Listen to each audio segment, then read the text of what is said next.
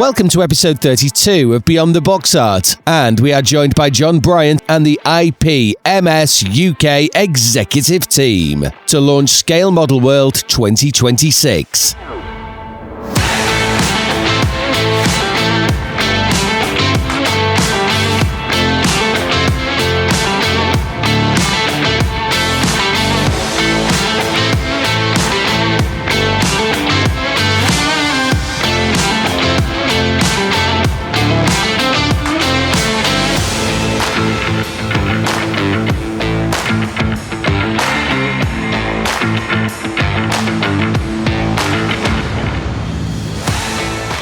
Your host, as usual, is Brownie, with his co-hosts Stan, Nevs, Balders and Shane.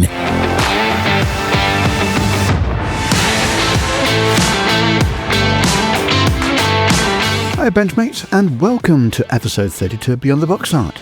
First of all, can I say a huge thank you for the incredible response to the Ukraine Community Support Initiative and to episode 31.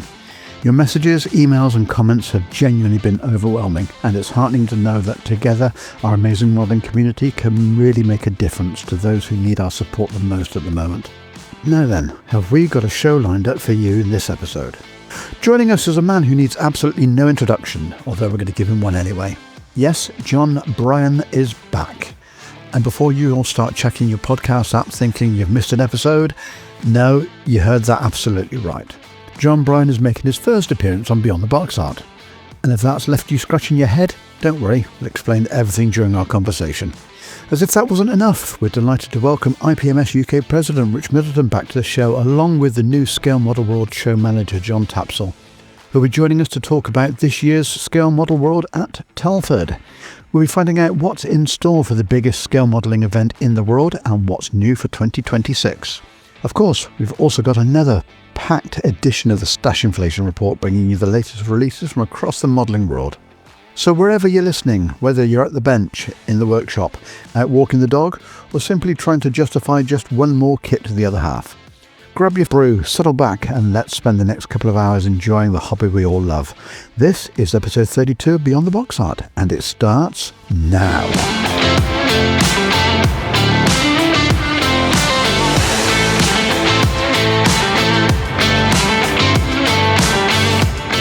Right then, for this episode, I'm joined by Shane. How's it going, Benchmates? Balders. Bonjour, Benchmates. Dan. Hello, Benchmates. And from Mexico, Nevs. Hola, everybody. And we're also joined by Jon Bryon. Good evening. What beautiful weather we're having. Isn't it just? And we're all sweating. One of the hottest days in the year so far. Speak for yourself. Yes. What temperature have you got? I don't know, but I'm not that hot. Oh, fair enough. We're also joined by John Tapsell, manager for Scale Model World. Good evening. Okay, so let's start off like we normally do with what we got on the benches. So let's start off with Balders before he melts. I've got my annual build competition on, but I can't do nothing. I can't, believe it or not, the room's that hot. It's solidifying filler before I can even get to work it. It's just cooking it. I've tried airbrushing and literally I'm getting dust out the cap because it's just atomizing. The forecast at the moment is Saturday. It's going to be significantly cooler, so plan save it back for then. Well, it all depends if I make it to Saturday because 30 is going to be the scorcher. I think it's about 35, 36 here on Thursday. So from what I've seen from the computer modelling for us, because obviously you live just down the road from me, literally, it's 37. So it looks like I'm working in the bathtub then. I'm going to run a cold bath, I think, and just sit in there with a little laptop tray across the bath and just working there all day. Fully clothed, of course. I don't want to give people that imagination of, you know. It's too late. I've just placed an order for some mind bleach. But yeah, it's just, I'm contemplating on spending big money on aircon for this house because I think it needs it. Yeah, this is something that a lot of people outside of the UK don't realise is most of our houses are built for insulation for bad winters. Absolutely fantastic. But now we're getting scorching summers and we're getting temperatures we've never seen in the UK before. We're due to hit, I think, the UK record of 40.2 degrees to actually break that this week. Yeah, the problem is that they've put cavity wall insulation in to keep them warm in winter. Yep. Not during summer because the houses can't breathe. So that's why you feel like Alec Guinness in The Bridge of the River Kwai when he's locked in the tin box because that's how I feel right at this moment in time. Well, that's painted a lovely picture for our benchmates. So with that, what have you been spending your cash on, other than air conditioning?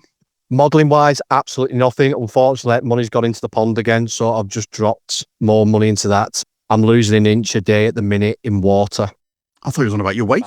No, for evaporation, so I need to put more oxygen in. Yeah. Fair enough. But that's what happens when you've got two expensive hobbies, model making and koi fish. So you've got to spread the love. And the wife doesn't class as a hobby then? Well, to be honest, she's now into it. After 11 years of us being together, she's now into model making. So she's actually built Boba Fett and Darth Vader. She's done more than you. No. I've done 1 a month so far. I've done 6. That's pretty good going for me, that considering last year was 1. Still haven't seen any pictures on the Benchmates page. Because they're in the car. Because when you asked for them, my other half got called into work and has been in work for 6 days straight. So They've probably melted. I've probably got a pile of black puddle of what was a Zaxby Capri, a silver puddle of what was an Aston Martin DB5, and a plastic iceberg that was once a PLA Type 55 destroyer. So yeah, I probably have got puddles. Oh, this is going down. Couldn't believe it. And I was like, she's took the car because it was an early call. So she took the car and I was like, Brownie wanted me to take pictures of me finished models. And I was like, they're in the car. And then when I looked at the weather report and I thought, they're not coming back. They are going to be melted. Joy. Well, on that cheerful note, Shane, well, in fact, let's go to Nev's in case there's some call dropped from Mexico. What have you been working on other than your tan? Oh, his margarita gets warm. Well, as you've alluded to there, Brownie, obviously for the last week, there's been nothing on my bench because the bench is 4,500 miles away. Apart from that, it is still the Sharn horse. I've moved on from the midsection finally and on the after section of the superstructure, so progress has been made ever so slowly. But we did move our club build competition to July, so whether I can get it finished in time for that, who knows? But that's what I was working on before I came over here. Fair enough. And what have you been spending your cash on other than margaritas? Yeah, other than tequila and empanadas, not very much, to be honest. Not found any modelling shops where you are? No, I don't think it's a particular big thing in the Riviera Maya, probably because of the weather. Yes, I know that to be a lie. I know you've spent money. Oh. Controversial. Well, the only money I've spent is money that's been spent in the future with Wongi. Yeah. Here we go. So, to be quite frank, I can't remember what I've ordered off him either. I do, because he showed me. All I will say is, he sent me a message the other night and he said there's a yard sale or some clearance somewhere in Hong Kong. Tamiya ships are all £3 each. So I gave him a budget. I said, okay, this you can do for the store. And it forcibly blew the budget and he showed me a big cardboard box full of all kinds of ships. I can't even tell you which ones there were because there were just that many of them. So I know there will be a box coming in the air freight sometime. So I'll be able to tell you in the next recording what I've been ordering. But to be fair, the majority of that is for the business instead. So it's not going in my personal stack. That's what he says at the moment. You can blame me because Wongi messaged me and said that this shop was shutting down. And it was like, oh, any 1/350th scale ships? He went, no, 1/700th. I said, oh, message Nevs. I said, I'm sure Nevs will have them. Yeah, I mean, I gave him a shopping list and he said, oh yeah, I'll get back to you. Got back to me and he said, they don't have a single thing off his shopping list. They have everything but. So we'll see. Yeah, it was a bit strange. We'll see what he comes back with because he videoed me and it was like he was on an auction with all the things that he'd bought, but he was moving that fast. And obviously I was in the Mexican heat, but I honestly can't tell you what he's bought. Fair enough. Okay then, Shane, what you got on the bench? Well, I have finished Jersey Jerk, so that is just vacated the bench. And as per last episode, I had no self-control whatsoever and bought a Challenger tank, which has made its way straight onto the bench. I started it last night, but yeah, I haven't had a chance to do anything today. It's been a very busy day. What scale did you get in the end? I went for the 35th. I went for the Tamiya, desertized. Yeah, really chuffed with it. And yeah, it's definitely a shift in what I'm used to, but so far, so good. Looking forward to getting some paint down on it, but need the weather to change for that. But yeah, really happy with it. What aftermarket we spent on it so far? Here we go. No, I haven't spent anything on it yet. Not yet. But I have been looking at a few barrels. So we'll see, because as we know, resistance is futile. but I am yet to decide which one I'm going to go for. I know we talked about tracks before, but I think I'm going to probably just leave the ones out the kit at the moment because like you guys said, you can see so little of it. I don't think it'll be a worthwhile addition just yet. But yeah, so far so good. Have you thought how you're going to display it yet? I will put it on a base. I was talking to 3D Gizmo. They've got some really awesome bases that they can print out. So I was talking to them a little port. So if I don't make my own scratch built base, then I shall see what they've got to offer as well. I was so impressed with some of their options at Gizmo. I don't know if Dan saw them, but yeah, they were really cool. I did, mate. Yeah, I did. So Dan's obviously sending you a shopping list of what you need to buy now for the kit. We may have been conversing, but I can neither confirm nor deny to Mrs. Cowie on that. I'll spend your money for you all day long, mate. Don't you worry about that. Yeah, absolutely. Fair enough. Okay, and have you spending on anything other than the tank? Well, yes. I think, did I say last episode I was thinking about getting some Mr. Surfacer 1500 and some leveling thinners and bits and bobs like that. So I spoke to Rob Brooks and got those bits delivered very kindly. So yeah, I've got some primer. I think I've said before, I normally paint exclusively in Vallejo, but I've been really struggling with their primers of late. They've got a bit gloopy, so I thought I'd try something a bit different. So I've gone down the Mr. Surfacer route, and we'll see how we get on with that. I normally go 50-50 Mr. Surfacer 1500 and Mr. Livingstone. Yeah, that's what's being recommended. So that's what I shall be doing. Never had a problem. No, everyone I've spoken to, I spoke to quite a few people at the last couple of shows, and they've all said the same, and obviously you guys as well. And a couple of messages from my listeners as well. So thanks for the recommendation, guys. And yeah, looking forward to spraying that in hopefully a not too distant future. In addition to that, obviously the boys have had a bit of a splurge when we were at the model show. I'm just going to go and see what I can find, Daddy. Yeah, no problem. I've bought a model. Great. But then to be fair to Edward, he sat there at Littleport on the painting table and with a couple of the guys from the Hornchurch group, and they literally sat there for the majority of the day and built the thing. So he got a BF 109. Started it and finished it near enough on the day. So they were kept well entertained. And someone got an award at the last show you went to? Yeah, well, I didn't. I know you didn't. Yeah, so Jacob got the best junior prize, which he was incredibly happy with.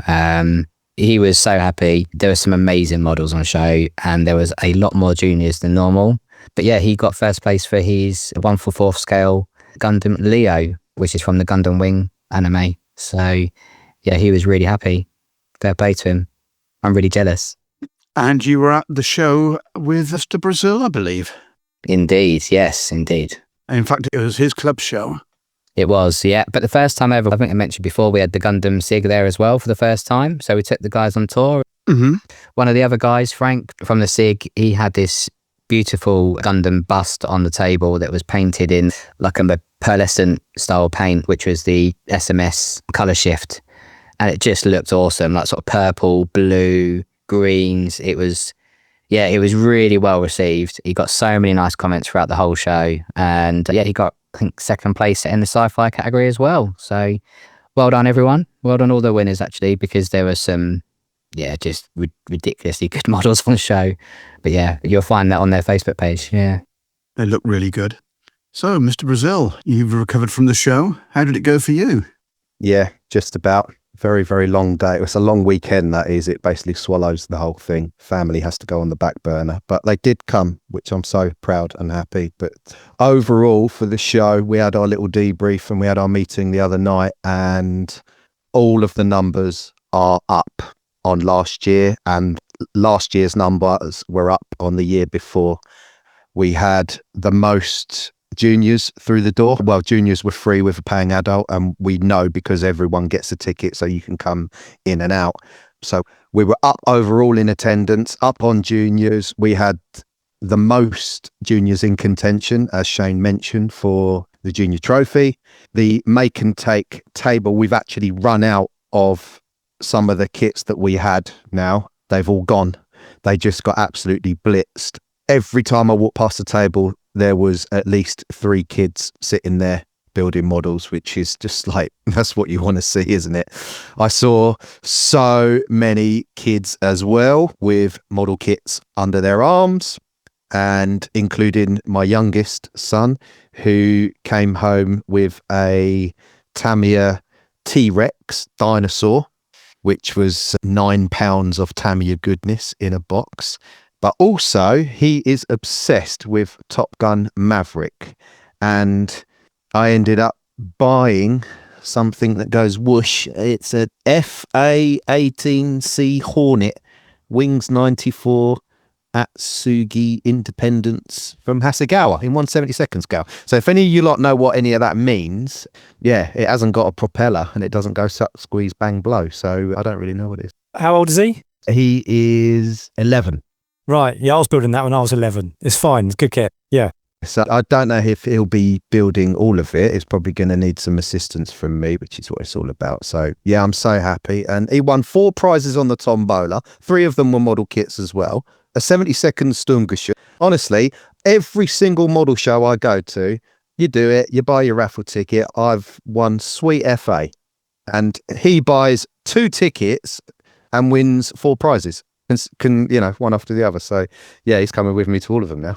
But yeah, we were so happy. Everyone was happy as a club. I would say we did have a couple of medical emergencies. One of them was a chap who hadn't actually eaten anything and ended up not feeling very well at all. And funny enough, with me talking about Telford, and if you are feeling a bit overwhelmed or a bit unwell when you fancy a sit down, have a chat with a club or SIG, and they'll quite happily invite you round the table to sit down. That is exactly what this chap did, and found a seat and didn't feel quite well. We got medical staff over and it was all sorted and got that one wrapped up, which was all good. Bumped into Mr. Skiffins, who was there with the Models for Heroes guys. That was a nice surprise. Oh, fantastic. Yeah, because I didn't actually know he was coming. So we had a good old chat. And I will just mention, talking about juniors, is young Rex, aged 12, who is a member of the US Army Air Forces in Europe Special Interest Group.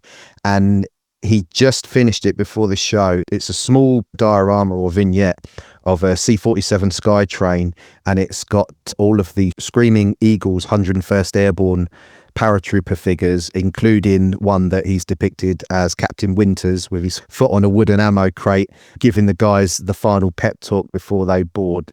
And honestly, I can't quite believe that a 12-year-old is capable of that, because I was not doing anything anywhere near that quality at the age of 12. So I have said to him, Rex is, I believe, a junior IPMS member. And I said, you have to enter that into the junior comp at the Nationals, because that is absolutely fantastic. So congratulations and well done, Rex. It was very good.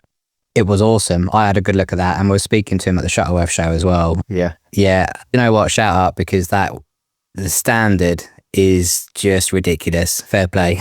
But just the angles that he did it, that he got the angles just right on the base. It was presented really nice, and the figures were painted beautifully. They were in a sort of a rough arc around the rear door.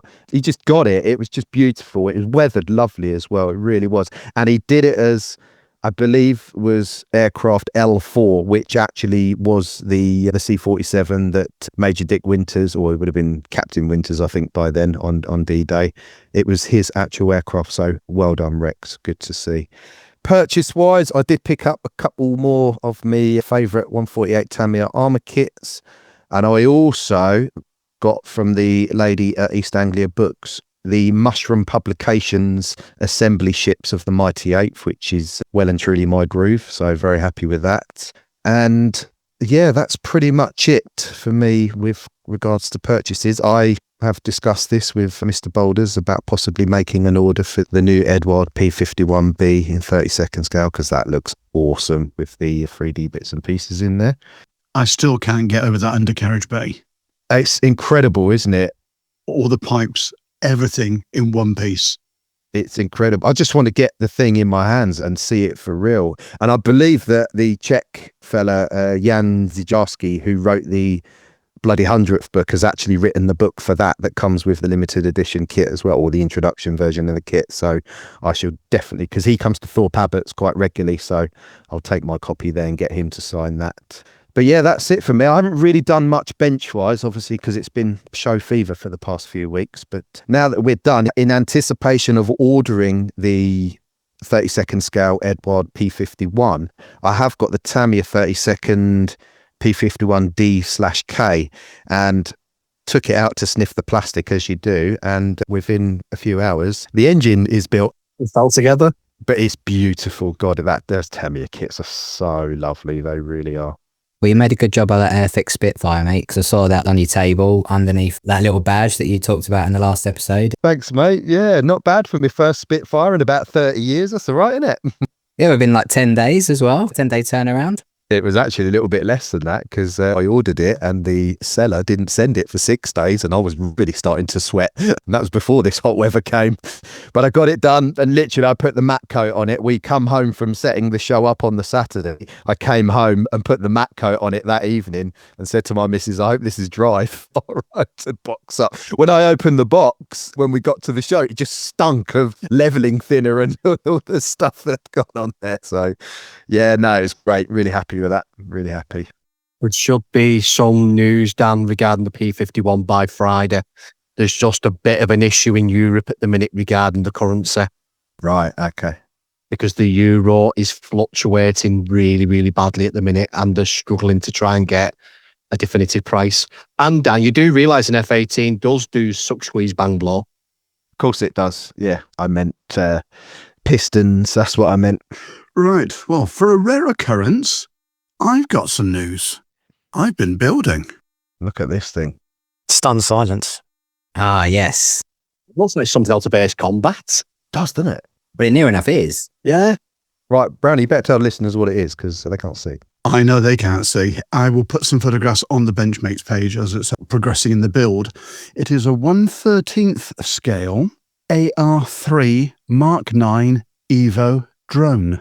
The company that I work for manufactures reconnaissance platforms, and they decided to celebrate their 25th anniversary. They gave everyone a kit, but it was a 3D printed model, but instead of it being on ordinary 3D printed, what do you call them, supports? Supports, yeah. It was actually moulded as if it was an injection moulded kit, so it was on round sprues. Really, really weird. Unusual scale as well, of 1/13. Yeah. Why couldn't they do like 1/12? Because, yeah, 1/13 just... Yeah, I know. At least we can say there's a 1/13 scale kit now, and people go, no, there's no such thing. No, there is. There is. There's a 1/13 scale kit. It's the first one of its kind, but... Probably be the only one of its kind as well. But anyway, yeah, hopefully get this one done, knocked out the park quite quickly, and I'm intending to put it on a little base and bring it to Telford. I'm planning ahead for already. The other thing that is on the bench is on the pile of shame, and I'm going to go into rant mode. I'm switching my headset off. Treating myself to the new extra decal sheet X32077, the Gloucester Meteor F8 for the new Revell kit. Absolutely fantastic. Nice selection of schemes in there. Great. Get the decals out to have a quick look, as you do. And they're printed as per usual by Microscale. But there's a issue with the actual alignment. As in, now I don't know if you'll be able to see, I'll pick this up on the camera, but the red triangles aren't set on the yellow base properly. The black triangles aren't set on the yellow base properly. Yeah, there are. There's out of registration all over the shot. The blue checkers. The blue doesn't look squared. Oh, yeah, the blue checkers don't look squared. It looks like there's a bit of a rough edge to the outer lines. There's rough edges all over them, left, right and centre. Even the squadron leader pennants on the sheet are not actually aligned properly. You can see on the edge. Are these new, Brownie? Yep, brown spanking new. And there's 2 sheets in the pack, and it's exactly the same on the second sheet. There's alignment issues on there as well. So I emailed Hannants, and to be fair, they actually sent me a replacement sheet straight away. And I said, look, you've got a quality issue here, guys. You need to actually look at this. And the second sheet they sent was even worse than the first. Oh, no. And they obviously didn't even bother to check it. And I emailed them back and said, look, guys, second sheet's worse than the first one. You've got a serious problem. I suggest you stop sending them out or do some quality control on this. And I said, wouldn't mind having a conversation with you on the show about it. And absolutely nothing back from them. No email to say about anything about them. They've got an issue or they acknowledge they've got an issue, etc. So who makes they're not cartograph, surely? No, they're Microscale in the States. Is it a rush job? Is it an oversight? Well, I wouldn't say it was a rush job. A reference that they've used? Because it seems a pretty big... It's not shrunk back when they've printed it, because it's not like screen printed or anything like that, is it? Oh, because there's a... Hold on, if you can see. Chris, that's 74 Squadron. Yeah. For the English Electric Lightning. And they're not meant to overlap or something like that, so you lose... No. And it's not just one colour that's out, it's multiple colours. It's about 4 of the 5 colours, or the primary colours on there, are out of register. I wonder if the printer alignment's been out and it's either something's been jammed and they pulled it and it's pulled the heads and the heads have shifted. Yeah. But it's a case of, if you're looking for some aftermarket decals for your Meteor, I would suggest holding off until this issue's resolved, because unfortunately, as it is, I've now got 2 full sheets and neither are usable.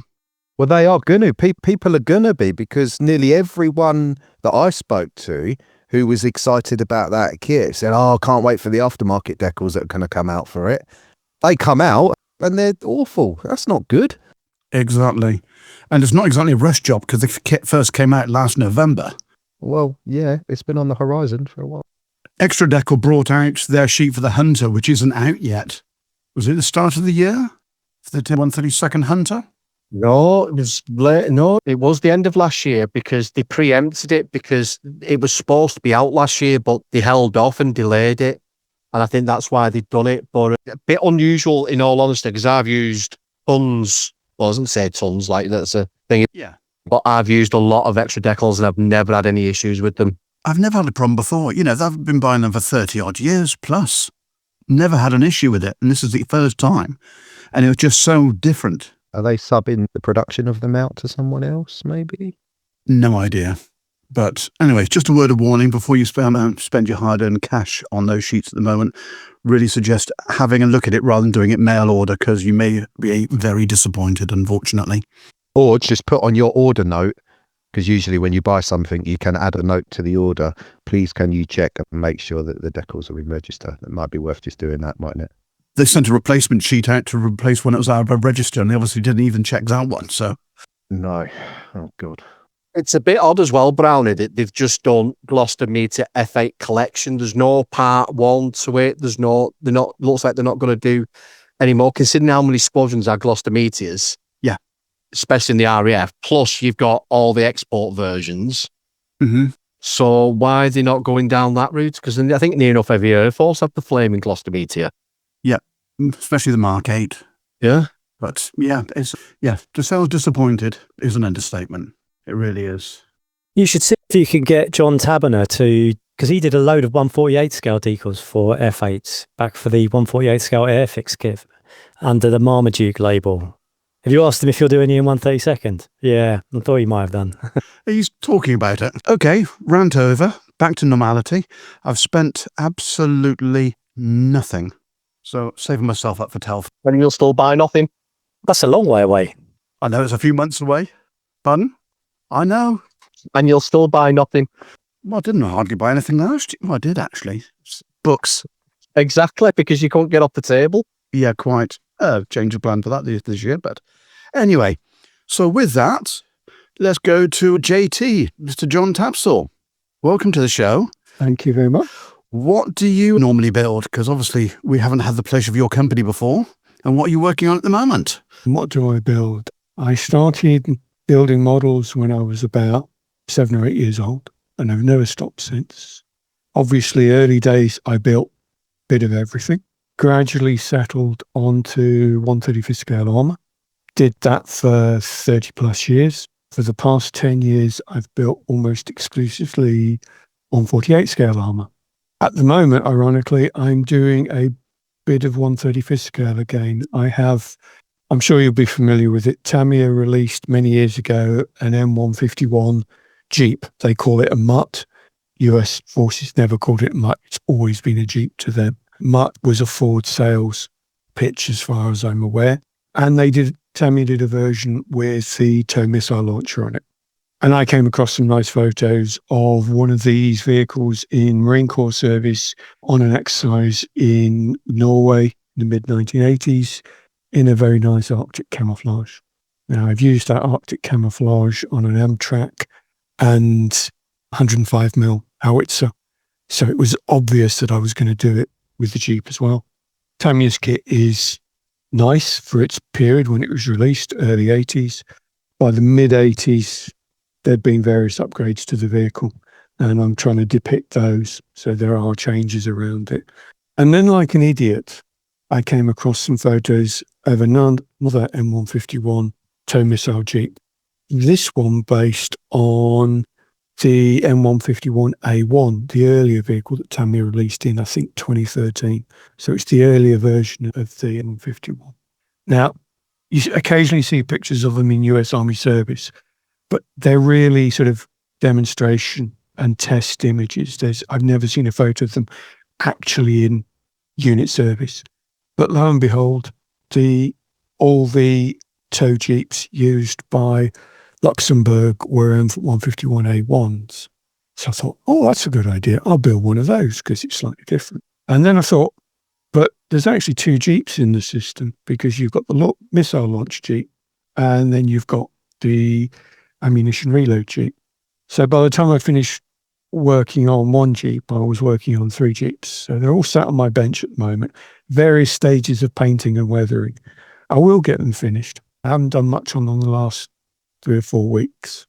And then I came across pictures of a dune buggy with a tow launcher on. And I thought, I've got to do one of those as well. So I started playing around with that, because Hobby Boss released a Delta Force fast attack vehicle kit in 1/35th scale.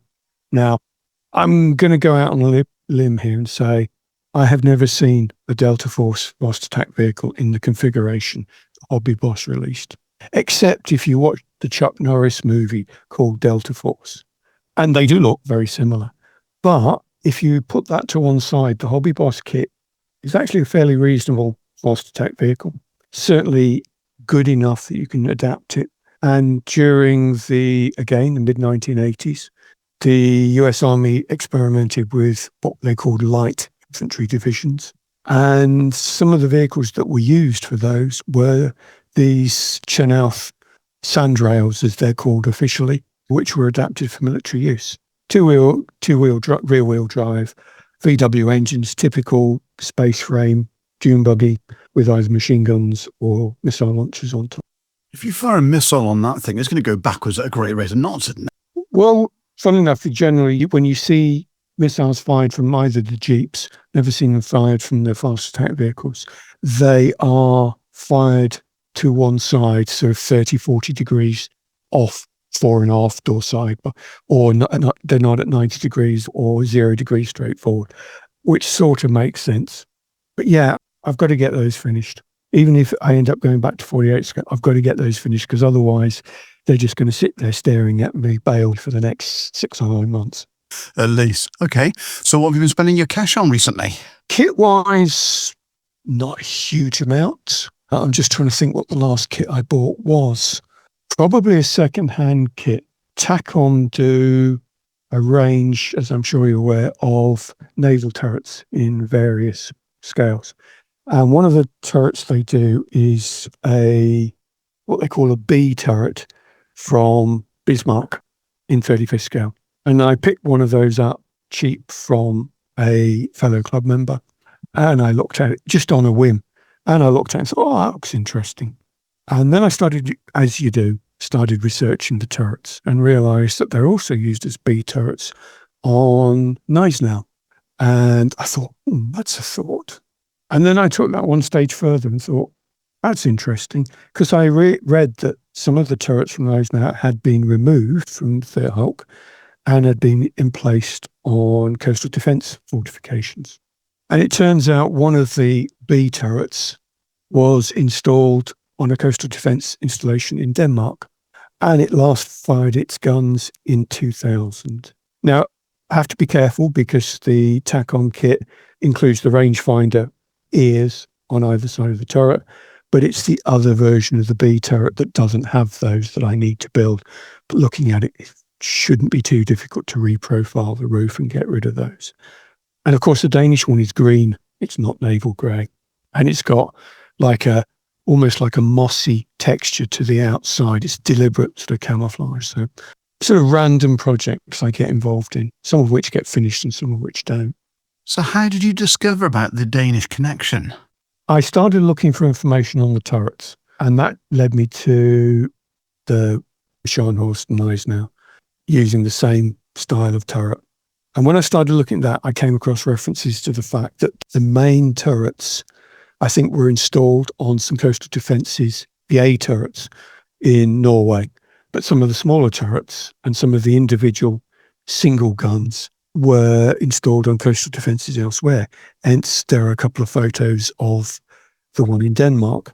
And it was part, it protects the entrance to the Baltic, effectively. So Cold War, aimed to fire at anybody who's trying to come through it should the war turn hot.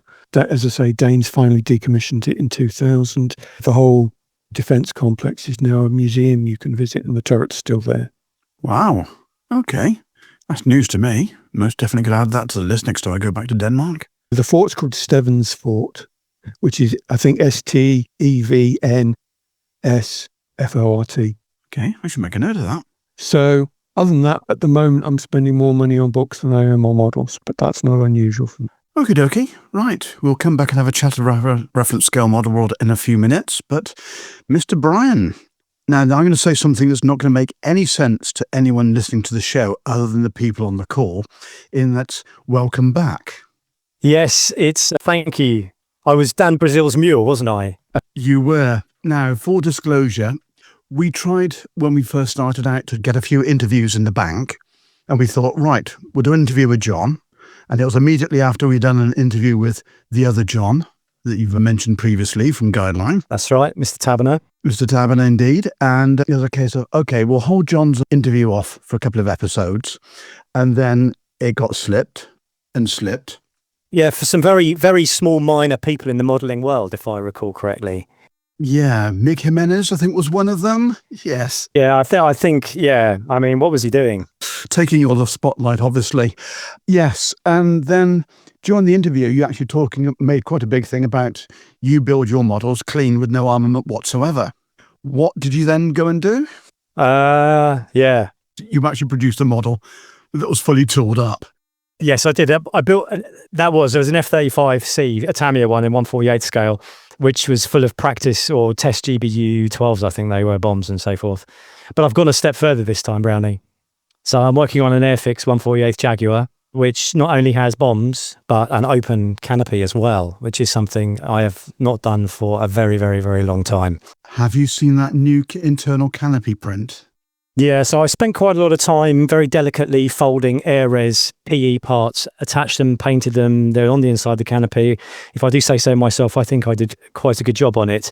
And then I saw that frame. So the kit is actually being made for somebody else. It's not for me. I collaborate with someone and we come out with this stuff which fits my requirements about what I want to build and stuff that he wants to have in his collection. So it's going to be for him. And he is an aftermarket junkie. So all the aftermarket comes, and he messaged me this week and said, Jon, have you seen this? It's the Mastercraft collection. I can't remember what it's called, but a 3D printed internal frame for the canopy. And I was like, yes, I have seen it. Do you want me to strip out what I've done and put that in? And he was like, if you're willing to, that'd be great. And I thought, yes, I am willing to. So that's on back order at the moment. We'll have to wait and see. But that new part looks amazing. So, yeah. Doesn't it just? And for those that haven't seen it online yet, not only is it the internal frame, but it also includes the demisting bar and everything that's inside of the cockpit. Yeah, so I've actually, on my one, Airres give you some resin for part of that system, which I have installed. I would say the disadvantage with the 3D printed one is it means the lip at the front of the canopy is going to be too thick. But, you know, you can't have everything. And I think that's the price you pay for having a more complete interior detail. So, yeah, this kit is kicked my arse, to be honest. I'm in paint at the moment. It's grey-green wraparound number 54 squadron from 1979 at an exercise in Germany. And I don't know if you're aware, Brownie, I know you might have seen it. I had some issues with the wing the first time around. So I attached the wing. I spent ages blending it in with super glue, rescribing, priming, all that kind of stuff. And I thought, before I progress any further, I ought to see what the landing gear is like, because it's a bit floppy. I'm using some aftermarket landing gear. Propped it up on this landing gear and immediately noticed that my wing, I think it's the right wing, was just not square at all with anything else. So that was somewhat annoying. I managed to get another wing from Airfix, spent a long time hacking the wing I had already attached out of the fuselage, going through all the super glue and liquid Tamiya extra thin I'd used. Unfortunately, Airfix sent me a wing that was also warped, badly warped. So the first one I tried to fix, and given we're in a heat wave now, and this one isn't melting yet, but I did melt the first one with a hairdryer and discovered that the trailing edge plastic is very thin and doesn't respond well to a hairdryer. So he didn't fix it. So I installed the second one, and this time I've just fixed it with cutting grooves on the inner surfaces and a lot of brute force and bending it so that it's now plastically deformed. And I do have level wings on either side, but it has sucked a little bit of the enjoyment out of what should be an excellent kit. So I would say if you've got one of these kits, go and have a look at it. Fix the problem before you install it, unlike me. It is an easy fix. I'll put it on my website in due course. I've had quite a lot of correspondence from people who do have similar problems, and some people have had no problems whatsoever and certainly photographic evidence. So it is a variable quality control issue, I think. Yeah, I was going to say, John, I've got one that's 3/4 built and the wings are completely square. So I don't know if it's just a batch that have been. Yeah. I don't know. Some people like Chris Beddings, he was offering to send me a spare wing as well, but his is warped. Jeffrey Kubiak, who runs hypersonic models out of Japan, his is warped. So there are a few around the world. But again, I've had people show me photographs that are taken really well front on. You can see everything is square and the wings are absolutely perfect. And it's not simply an issue of an installation problem. It is warped on the sprue and obviously it goes all the way across the top of the fuselage as one piece. And so it was completely square and flat across the fuselage. It wasn't installed wonky across the fuselage. And so bending it has solved it. But it is a very thin part and it's a large part. And I think it would be liable to warping issues if there are some problems with some quality control. Yeah, I think they've been took out the molds too early once they've been processed, because it's the same with the 24 scale 109 G6 that they did. The wings were all warped. And even the fuselages, it looks like they're coming out the mold and they're not having time to cool down. It's a shame because presumably they've got a lot of demand and they're trying to meet it. And maybe that's what happens if you cut a very small corner. Let's just hope they don't do it with the Phantom that's due out next month. Yeah, or the T2. The Jaguar T2 is due out soon, and I would be up for one of those. It's the same time, John. Yeah, but I don't really want to have to go through this again. It'd be interesting to see how that comes when it's out of the box. I went and checked mine because I did message you at the time and said, I've got one here. Yeah. And I went and checked it and mine is absolutely spot on. Yeah. But yes, it is annoying when that happens. So if you've got one in the stash, suggest you go and have a look at it and potentially go and get some release backs from, or get a swap out from Airfix. Yeah, I mean, as I say, my swap out didn't help, but it is an easy fix. If you just know where to make some cuts and do some bending, it's not difficult. Okay. So as you're building a GR1 for somebody else, does that mean you're allowed to have a GR1 in your collection building a second one? No. So this is a way of me building a GR1 that I don't have to keep. And so I do have a GR1A, which was the original Airfix moulding that I built back in 1994. It was aircraft number 2 in my collection. So it's nice to see it done better the second time around. Right. So obviously when they re-release it as a GR3 in the future. Possible. You can actually go for it. Yeah, possible. Although I believe, Boulders, the parts are in there for the GR3? Probably so, yeah. The additional antennas are supposed to be in the sprue. So I just don't know why. Yeah, they are, I think. Yeah. I just don't know why they've just not done it as a GR1/GR3, and done 2 boxings with like they used to. I'm sure they will in due course. Yeah. Fair enough. Okay. And what have you been spending your cash on other than aftermarket for a Jaguar? Well, no, I haven't been spending my cash on that. Someone else has been spending their cash on that. That's even better still. Yeah, my teenage daughters have been spending my cash on buying the ICM's 148 scale AH6J Little Bird for Father's Day, Sunday just gone. So they gave me that. And the other thing that I've been spending some time with, or company, is Halberd Models of Ukraine, who make exquisite Ukrainian kits and conversion sets. So a few years ago, I managed to get, well, they're not hard to get, an Edward F51D Korea. It's like a duo boxing. So it came with 2 kits in it, 2 Mustangs from the Korean War, an RF51, which is what I bought it for because I don't want an F51D. So that gave me a spare kit left over, which I obviously haven't built, but Halberd Models make a resin conversion for a TF51D in Air National Guard markings from the US. Lovely resin fuselage and so forth. So I bought that. That's what that second kit in the box will go to. But then as I've been spending some time with them and their products and communicating with them recently, I realized they do a conversion set for a Cavalier Mustang Mark II in El Salvador. Salvadoran markings and Bolivian as well. And I was like, I love those markings. Well, it's in a camouflage scheme. It's got tanks on the wingtips. Simple little conversion, but it needs another Edward P51. So I thought, I know what I'll do. I'll buy the same duo boxing again, so I can have an RF51D, an RF51K, a TF51D, and then I can have this Cavalier Mustang as well. So at some point, probably in about 30 years' time, I'll be building a lot of Mustangs. Latin American and South American markings are so cool, aren't they? They're really cool. Yeah. Very cool. Yeah, really cool. It was their first product, they told me. Oh, really? Blimey. Their first conversion set was for that. It's it's not cheap, but they're a wonderful company doing really, really well in very, very difficult circumstances. Yeah, absolutely. Yeah. And I really love their products. So I'm more than happy to support them. And they send me some extra bits and pieces in the box to make up for the expensive shipping. So yeah, it's great. Fantastic. Nice customer service. If you can drop us a DM after they're recording John with their details, I'll reach out to them for our Ukrainian initiative that we've started. Yeah, I mean, I feel sorry for them because a lot of their recent products have been duplicated by other companies. I built their AM1 Mauler in the winter or early spring, and that's been announced by Modelsvit since. And then they've just announced the North American F86H Sabre Hog, and then of course DBMK are doing it as well. But I'm going to get the Halberd models one this summer, drop everything, and I'll build it straight away. Fantastic. Now, the Mauler was on the front cover of a recent scale aircraft modelling? Yeah, although allegedly, according to that magazine, I didn't build it. Oh, right. Oops. Is that the same one with the second April issue they brought out? Yeah, I think it's fair to say it was an error-laden issue. But anyway, I got paid. That's all I care about is I got paid. Fair enough. Well, with that, we'll take a short break and we'll come back and we shall have a special episode of the IPMS dispatches and start talking Scale Model World 2026.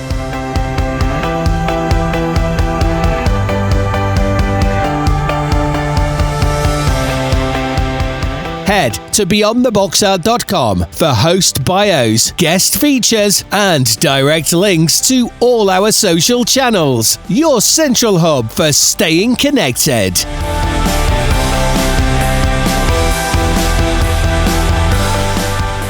Welcome to IPMS Dispatches, bringing you society news, upcoming events, and a friendly spotlight on branches and special interest groups across the IPMS community.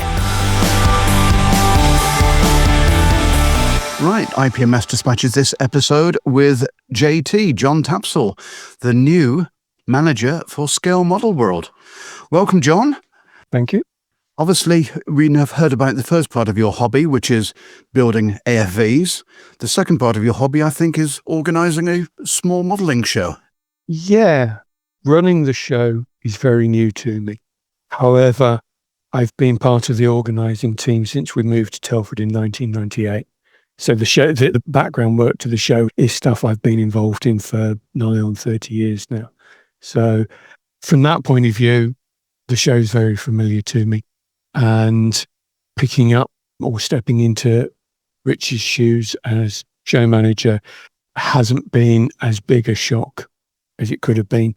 Rich, to put some context in it, our long-serving president, Paul Regan, had indicated he wanted to stand down at the end of his current tenure, which was May of this year. Rich stood for election for that role and was elected. So therefore, he'd already been looking for a replacement as show manager. We were having a chat about it late last year. And foolishly, I said, I might be interested in doing that. So I put my nomination in and I was duly elected. So it wasn't sprung on me out of the blue. Just as well, really. Yeah, just as well. And I'm currently in the process of picking up all the background work that goes on through the year. You'll be pleased to know we're having a show this year, which is always a good start. That's a bonus. We are steadily accruing bookings from traders. We are steadily, well, I say steadily, all of our branches and special interest groups should have filled their branch return in by the end of April. So if anybody's listening who is a member of a branch or a SIG who hasn't done that, do it pronto, because if you don't, you won't get space at Telford. So we have those. Vast majority have been done. What's the cut-off date for those? End of April. That's gone well then, hasn't it? We always get probably 90% of them back well in time. And there's always a small number who, for one reason or another, don't get their returns back in time. So we're sort of used to it. And we work on the basis that they get their returns back at some point. Hopefully there'll still be space for them. From our perspective, it's becoming more and more of an issue simply because there are more and more branches and special interest groups forming. And there is a finite amount of space we can allocate to display when we consider the balance between the number of branches and SIGs and the number of traders at the show and the space we use for other activities as part of that wider event. So it is becoming more of an issue in that respect. But, we have plans in place where we've got space for traders still. We've got probably about 3/4 of the traders we would normally have who've at least paid the deposits and indicated they're definitely wanting to come to this year's show. Mm-hmm. I won't tease with any specific names yet, simply because everybody's paid deposits. We haven't chased everybody for their full booking fee as yet. Having said that, we are hoping to do something slightly different this year in that normally we do not issue any form of floor plan until September or October, because we try and get more certainty around who's coming and where they're going to be located. We're going to try and get an initial floor plan out within the next month so that people can start having an idea of who's likely to be there, where their own branch and SIG stands are likely to be, and so on and so forth. And the usual caveat, correct at the time of going to press, maybe subject to change prior to the show opening. And we normally change it even as we're setting up. 1 or 2 traders will be swapped around just because something works very slightly better when we actually look at it in the flesh on the day.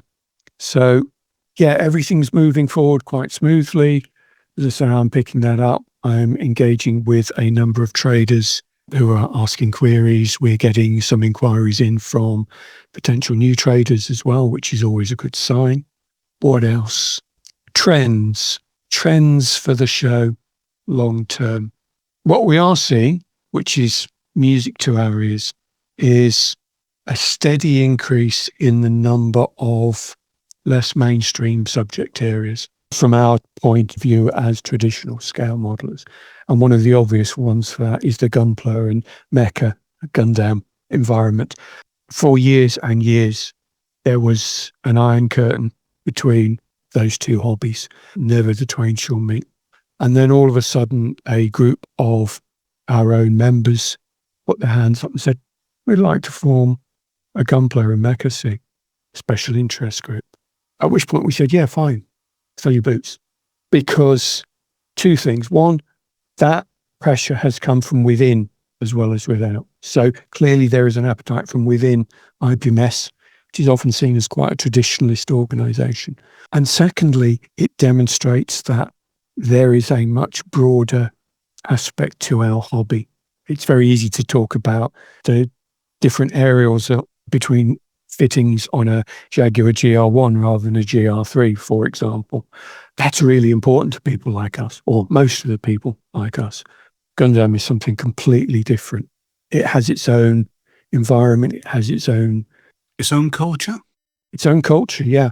And it's not a new culture either. I think that's what shocks a lot of people, just how long those kits and that hobby has been around. So it's great that we're getting that. We had Gunpla UK on as a guest to give, hopefully, our benchmates a bit of an insight into the hobby. But Shane is sat there on the call, grinning like a Cheshire cat. Yes, I can see that. He's head of the Gundam SIG for the UK. Yeah, and that, for me, is exactly what we need as an organisation to be. We have our traditions. We have our traditional subject areas. But if we want to survive long term as an organisation that supports and promotes and encourages sticking bits of plastic together in one form or another, we have to move with the times. We have to develop. We have to change without losing those traditional elements that we have. Also not excluding people, because we've also got ex-El Presidente. Paul Regan is coming on again in a few episodes' time, and we're talking about his new specialist interest group he's about to start for Warhammer, which is another area of the hobby which seems to have been excluded or almost blackballed, as it were. And it's a case of, if we want to survive, we need to be encompassing all forms of scale modelling. It's also added to the show as well, though, isn't it? For example, the Gundam build area over the last couple of years. So we did it as a SIG the first year, and then obviously the likes of Jad Lam in particular, who was so heavily involved last year, dedicated staff, and it was never, ever empty throughout the whole show. And like I say, it's just inclusive, and it's another element. It's plastic modelling, it's a figure, it's a plane, it's a tank, it doesn't matter. Got my missus into it from Telford. Yeah, I go regularly to the Avon show in early August, and it's run in conjunction with one of the local wargaming groups. And the halls there, one of the halls is not completely, but largely dedicated to war games and participation games. Getting the different factions of the broader hobby to actually engage with each other and see what each other are doing and understand that, you know what, we're not really all that different from each other after all. Yeah, the emphasis is often different. The Warhammer and the Wargaming, their painting styles are absolutely stunning. I wish I could paint like that. But they're not necessarily the traditional realistic styles that scale model figure painters would necessarily deal with. But you can learn from them, and you can adapt, and you can change. Same with the model railway environment. Again, go to the Key Model World show at the NEC, for example, to see a show where so many of the different hobbies are existing side by side. I think you're looking at an area where we are developing significantly. If you look at there are other modelling societies, national organisations that are contemporary with IPMS. We all started at roughly the same sort of time, some of them slightly earlier. It's really interesting to see that some of those have adapted and changed and remain healthy, and others haven't and are struggling to survive. And I think it's important that we grow and change, but we retain that traditional element. IPMS has, give or take, 5,000 members these days in the UK. The only other national IPMS organisation that can equal where we are, roughly, is the United States, IPMS USA. And we have never been, until recently, the same size as IPMS USA. We've always been smaller. And that says something about the UK organisation. We're doing enough to attract enough people, but we can't get complacent. We have to maintain that. We have to move forward. And Scale Model World is the same. We're not going to make massive changes. We will change bit by bit, as we have done. Most people won't have noticed changes over the last 10 or 15 years, but they are there. And we will continue to do that. And sometimes we'll experiment with things and say, oh, that's a good idea, we'll try that. And we try it for a couple of years. And maybe it doesn't work as well as it ought to, or it doesn't bring anything extra to the show. But if we don't do that, we're never going to know. It's very easy to turn around and say, that'll never work, we won't even bother trying. Fair enough. Okay, so moving on a little bit, what is the biggest challenge in organising Telford? That's an interesting one, because we've been involved with it for so long. It's familiar to a lot of us. We comment to each other in terms of the organisers most years. At some point during the weekend, there will be something, not unusually, that we consider to be a major crisis. And we're running around like headless chickens. And we sort it out, and it moves on smoothly. Nobody else notices, but it winds us up enormously because it's really, really significant to us. But the visitor experience, the exhibitor experience isn't changed one jot. They don't notice. And I think sometimes one of the biggest challenges for us is being able to step outside our own little bubble as organisers and say, okay, let's look at the bigger picture. Has everybody enjoyed the show? Has everybody had a good time?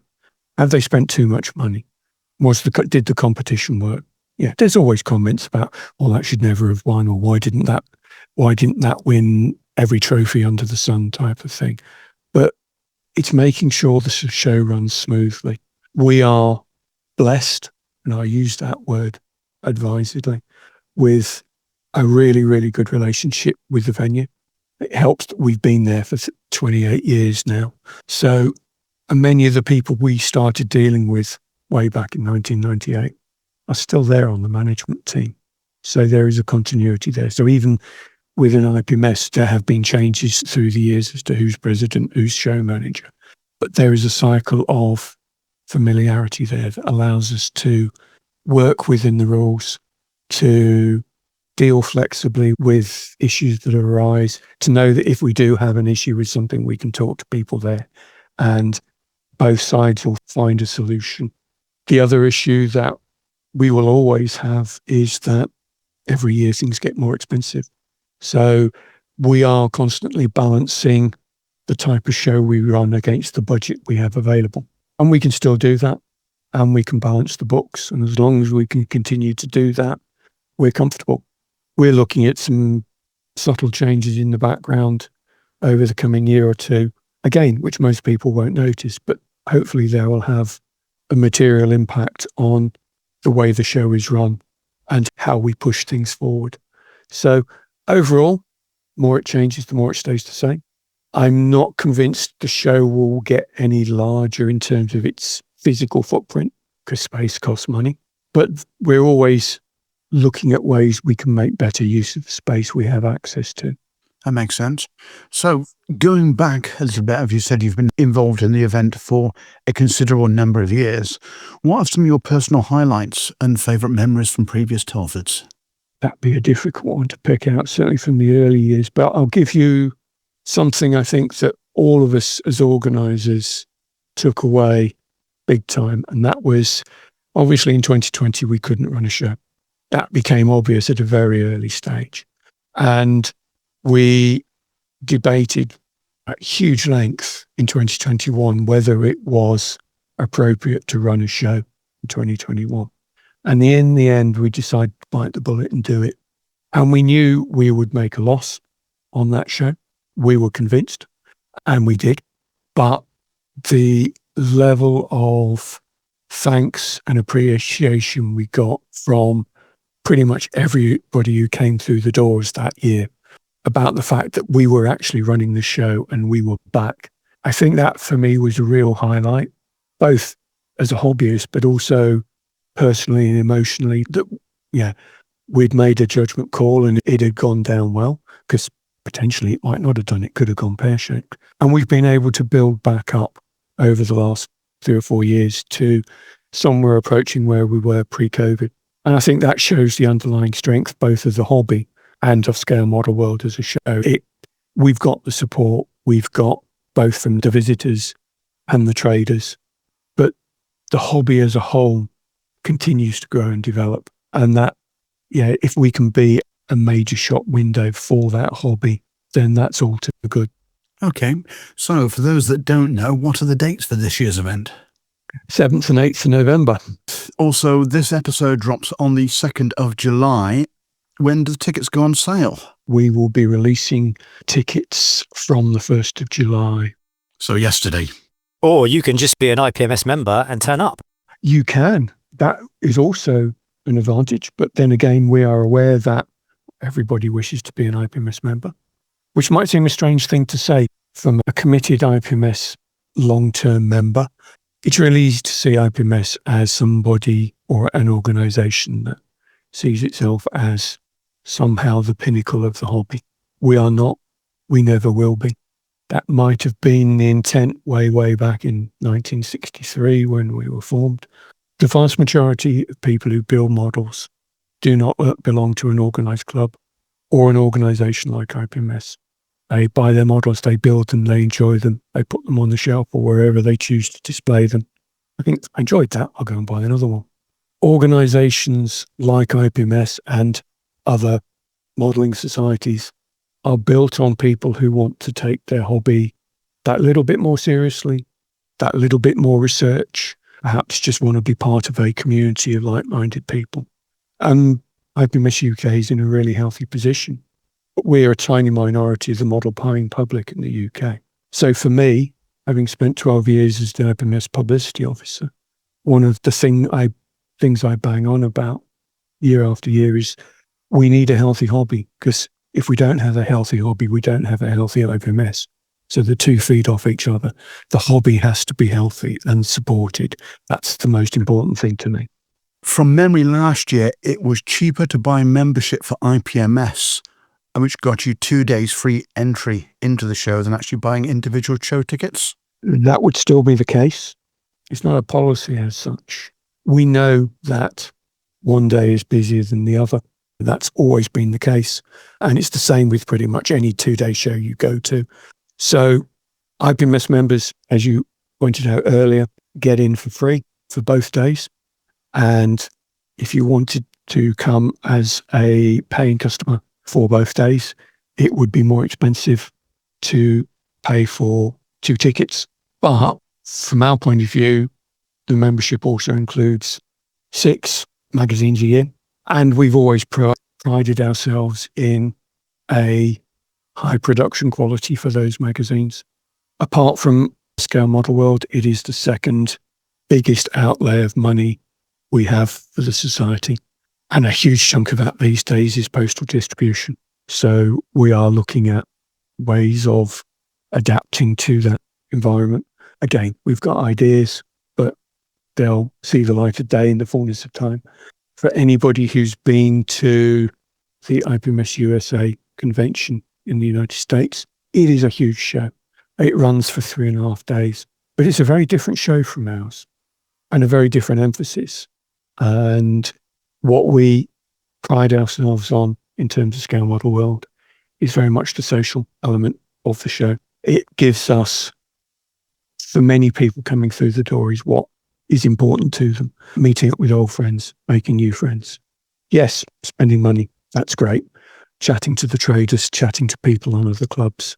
For us, that's arguably the most important element of the entire show. Yes, the competition is hugely important to us. Yes, the number of traders there is hugely important to us. Allowing the branches and the SIGs to display their models on a myriad of different subject areas, that's important to us. But it's the vibe at the show that is the most important. Okay. With that, John, obviously, if anyone online wants to have a look for information on the show, it's ipmsuk.org and follow the links for Scale Model World, I believe.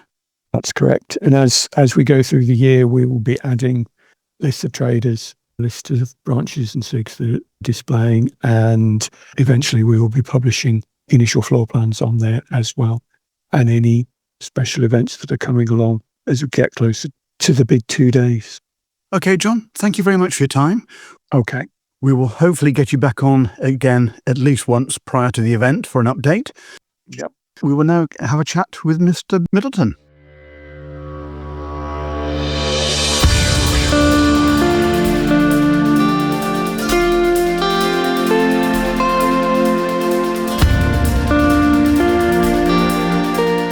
Are you looking for top quality paints for your next project? Then look no further than the Scale Modeler Supply. Hi, I'm Scott, and as a passionate modeler myself, I've spent years creating the SMS product range, designing them specifically with a scale modeler in mind. We've worked extensively to develop our acrylic lacquer paint range to not only be airbrush ready straight out of the bottle, but also to be very easy to use so that anyone of any skill level can create professional results with minimal effort. Just give the bottle a good shake, pour into your airbrush and spray at 15 psi. So dive into your next project with confidence, knowing that you're backed by one of the finest hobby paints on the market. Head over to our website scalemodeler.com.au to check out our full range and to find your closest retailer.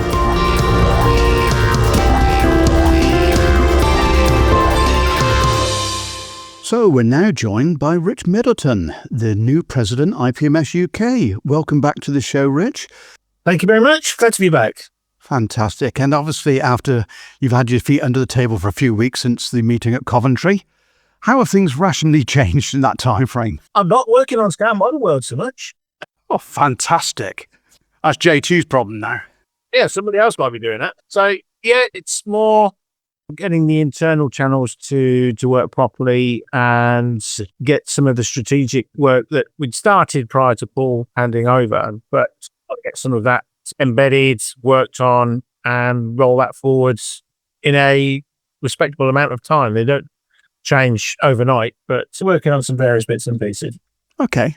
You've shown me the draft poster, which is due to appear any day when the pod drops, which looks absolutely fantastic. And you've got the logo from last year, tweaked slightly, but obviously, you're now going to keep that going for a little while, I should imagine, as the brand for Scale Model World, I guess. Yes, that's the plan. The previous one did a fantastic job, but we felt it was time for a refresh, which is what we achieved last year. So we'll follow a pretty similar way, whether anybody noticed, but the logo for the show changed every year. And it wasn't just a name, number change, obviously, for the date, but the location of the date and the number and everything else all sort of quietly moved around the logo. This one is a little bit more static in that regards, but the colours are very vividly different. So that's how it's going to work for a period of time going forward. We'll see how long it lasts when we run over a pallet, I guess. Fair enough. Okay, so we've just talked about the branding. Are there going to be any other visual clues to Telford or changes to Telford this year? Nothing radical. The poster will be different. We're going to incorporate real models as opposed to AI-generated images. So we're reverting almost back a little bit to a traditional model show poster, but I want to sort of drive it forward and look at things in a slightly different way. So a blend of current and modern, maybe. Okay. And obviously the day that this episode drops, which is the 2nd of July, can you tell everyone when the tickets go on sale for Telford for this year? The tickets went on sale yesterday. 1st of July is the target date. I don't know what day of the week that is. Is it a Monday or a Tuesday? Can't remember. It's Wednesday. Oh, bound to be wrong. Well, no, so the tickets officially opened on the 1st of July. We will, by the time we get there, have an announcement on our primary short notice board on the Facebook pages, made that well known. The QR code to book those tickets will be available on the 1st of July, no earlier. It will also appear on the posters and the distribution leaflets that you may well be receiving in your emergency parcels, let's call them that you receive from your trader of choice. We're distributing a lot more this year to various different traders through people such as yourselves when you have your display tables, as well as having a quantity available to distribute through the SIGs and branches. So we're making it a lot harder this year. The view is just trying to get more people through the door. Okay, well, fingers crossed you're having the Avon show in August and we'll pick some up there from you. Oh, definitely be available there. Okay, we've talked about that. The ticket pricing. What are the prices this year? The prices have been held flat to last year. So they are £25 for a day ticket for adults. Children remain free under the age of 16. It's 2 children per paying adult. So that's pretty much exactly as it was last year. Now, one of the things that a lot of the overseas nationals have are social events tied in with the nationals. Have you ever thought about doing something other than the formal dining night, from more of an informal gathering? It has been mentioned. Now, the show finishes at 6 o'clock on the Saturday evening, with time when everybody's there. A lot of members will have just emerged bleary-eyed and sleepless in their eyes from the SIG and branch leaders meeting. That should finish 5:30-ish, I would hope, if not a little earlier. It depends on what we have on the agenda. And the question is really, what do members want to do? Because some people have already got their plans well in place, well established over the years as well. They're going to go to restaurant A or pub B and do whatever it is they do. That don't necessarily want a formal sit-down dinner or banquet or whatever it is that the format is. Also, at that time of night, a lot of people are glad to get out of the building, to be honest. So where do we hold such an event? Because we could do it within the confines of Telford, but as you can probably imagine, that doesn't come for free. The prices would probably have an input from the venue as well. So what is the best option to do? Do we hire another venue? Again, at what cost? So it's a format of how it would work best for a majority of people. It's no good putting it on for, let's just say for sake of argument, we had all the overseas guys came to us and nobody else hasn't achieved anything more than they're doing during the day, during the show itself. Yeah. So we've got to strike a reasonable approach to what would work for a group of blokes who are tired and touchy to get together. And then throw in a little bit of alcohol more than likely, and you can see it could be interesting. Yes, I can see punch-ups between the aircraft and the armour guys immediately. Yep. I haven't mentioned Gundam. I was going to say, you wait till us boys get involved. We've talked about pricing, we've talked about the event. So, have we got any new traders or any exciting new announcements, new branches or anything that you want to talk about? The thing at this time of the year, it's an evolving picture. So we've got a lot of people committed to attend the shows. I was saying most of us need to be committing, definitely. But we also have a lot that we're still working on that haven't completed the process from last year. We need to follow up on how many of those are interested in coming back, how many are not. 1 or 2 have said they're not coming back. We do have a number of new SIGs and maybe a couple of branches as well, but whether sometimes they're not always formed to have display spaces to scale model. Some of them do, and I can't remember off the top of my head what the balance is this year, but there are some new ones. We have had some issues with some SIGs, particularly some branches as always, very slow to send their returns back. And I know Pat, as UKLO, is incredibly frustrated that people can't follow simple instructions and return them information. And he's being much more hardline this year. If you haven't sent it back, don't expect to get display space. Well, that's pretty reasonable. JT was a little bit more lenient last night, but he did say the end of April was the cut-off, and we're in now July. Effectively, yes, we are July, yes. So, we'll wait and see how that evolves. I would prefer to get as many SIGs and branches in as we can, but if they can't be asked to follow an instruction, if they've been a SIG leader for any period of time, they know what the process is, then that's the price to pay, unfortunately. Well, it's fair enough as well, isn't it, I think? But Rich, is it looking like there's going to be another Gundam workshop this year? I've always been keen to put the Gundam workshop on, and I'm very keen to ensure that it happens this year. So take that as a yes. I'll be working with the benefactor that supported us on that, i.e. Jablam, going forward. Yeah. Either I or John will, let's put it that way. Yeah. But we also have Gunpla Workshop as a trader this year. That's excellent news. So, again, another one to the bow. I think it's grown so much over the last few years. It's really good to see. And it's obviously, it's attracting attention from some of the more dyed-in-the-wool, shall we call them that, builders.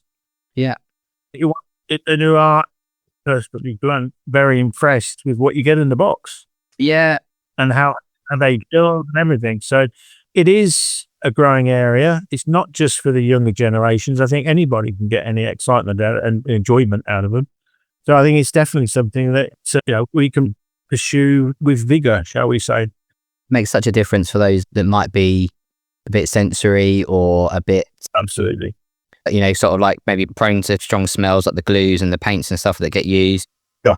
And again, like the workshop going from a couple of years ago where we did it as a SIG to now having the support of a trader, dedicated trader, is absolutely fantastic, and long that may continue. And thanks to the IPMS for supporting that and putting that forward.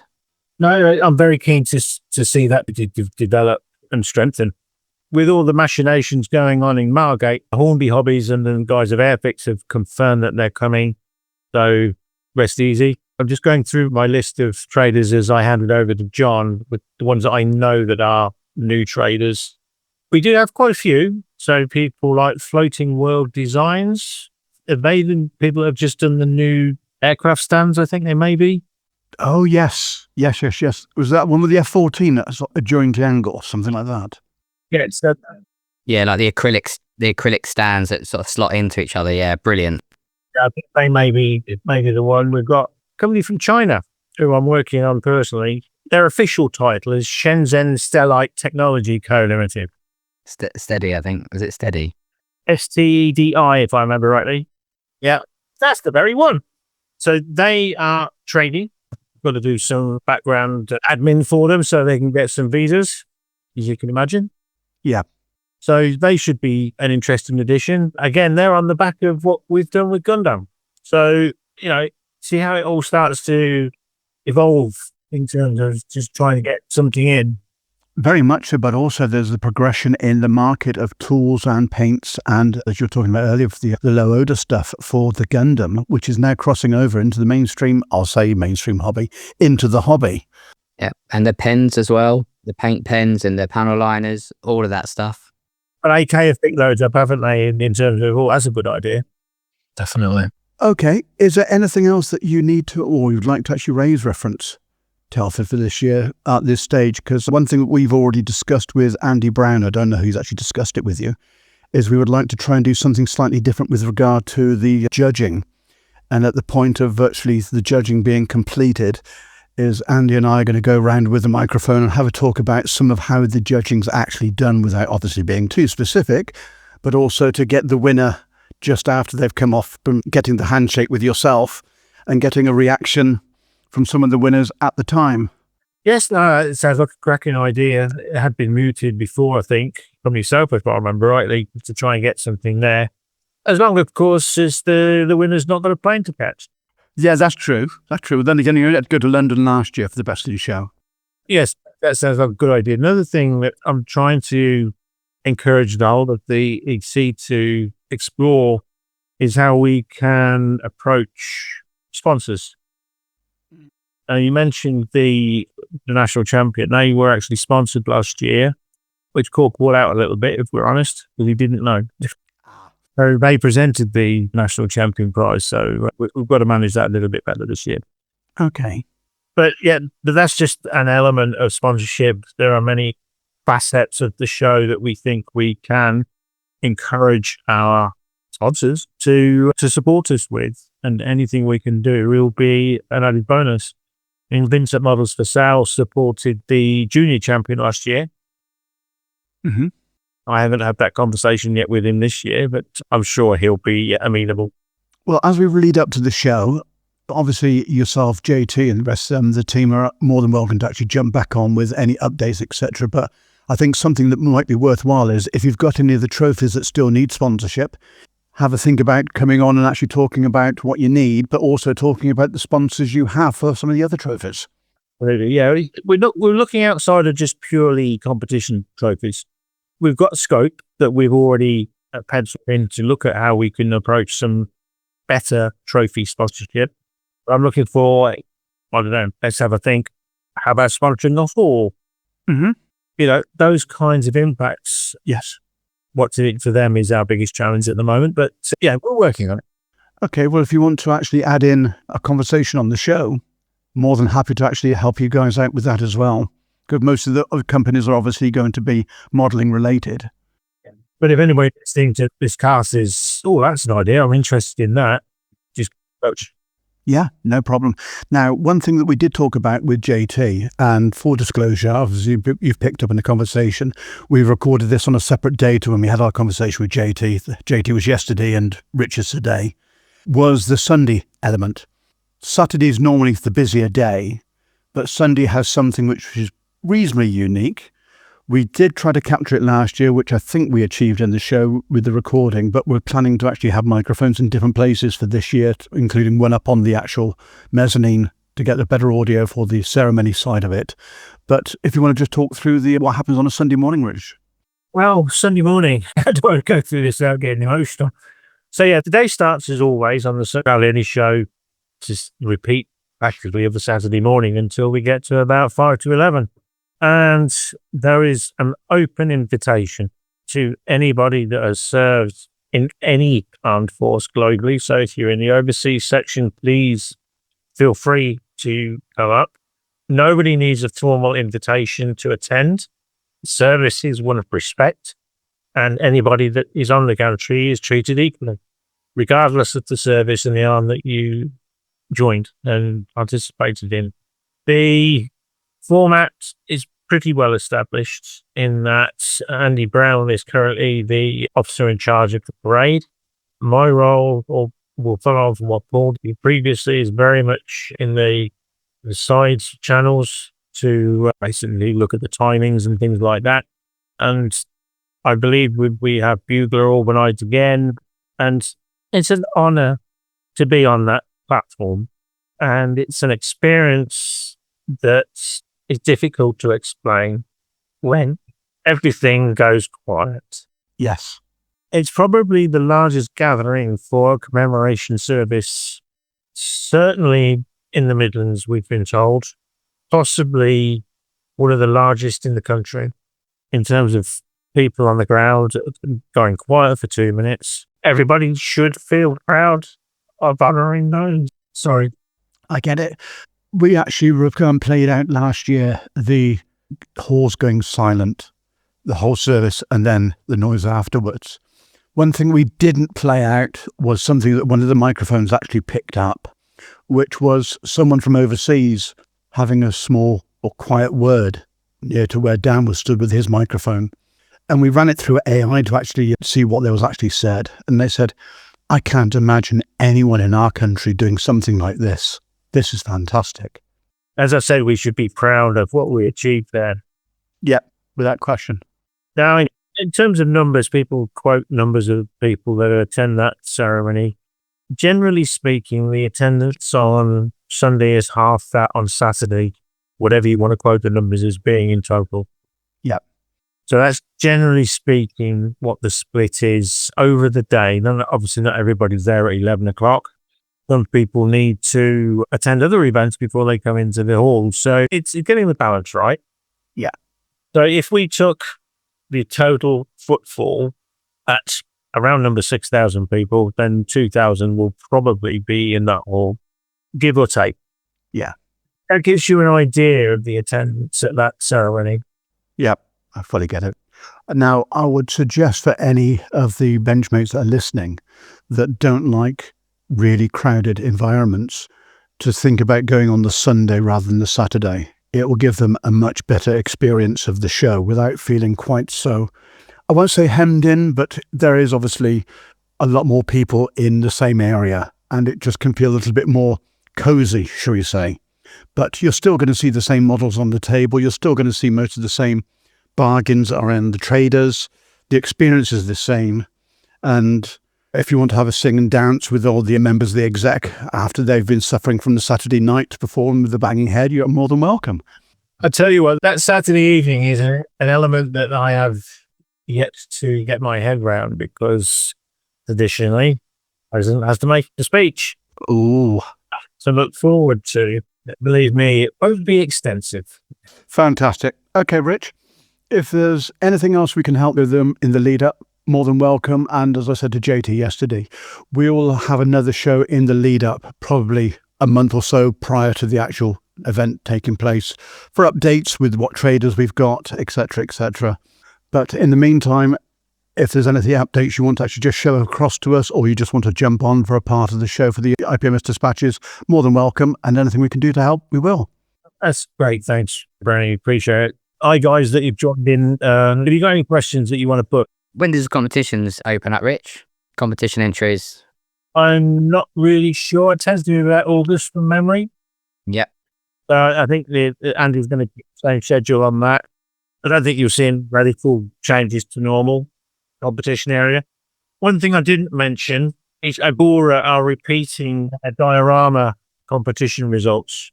Oh, that's good. So I've been involved in their process in terms of establishing entrants. Yeah.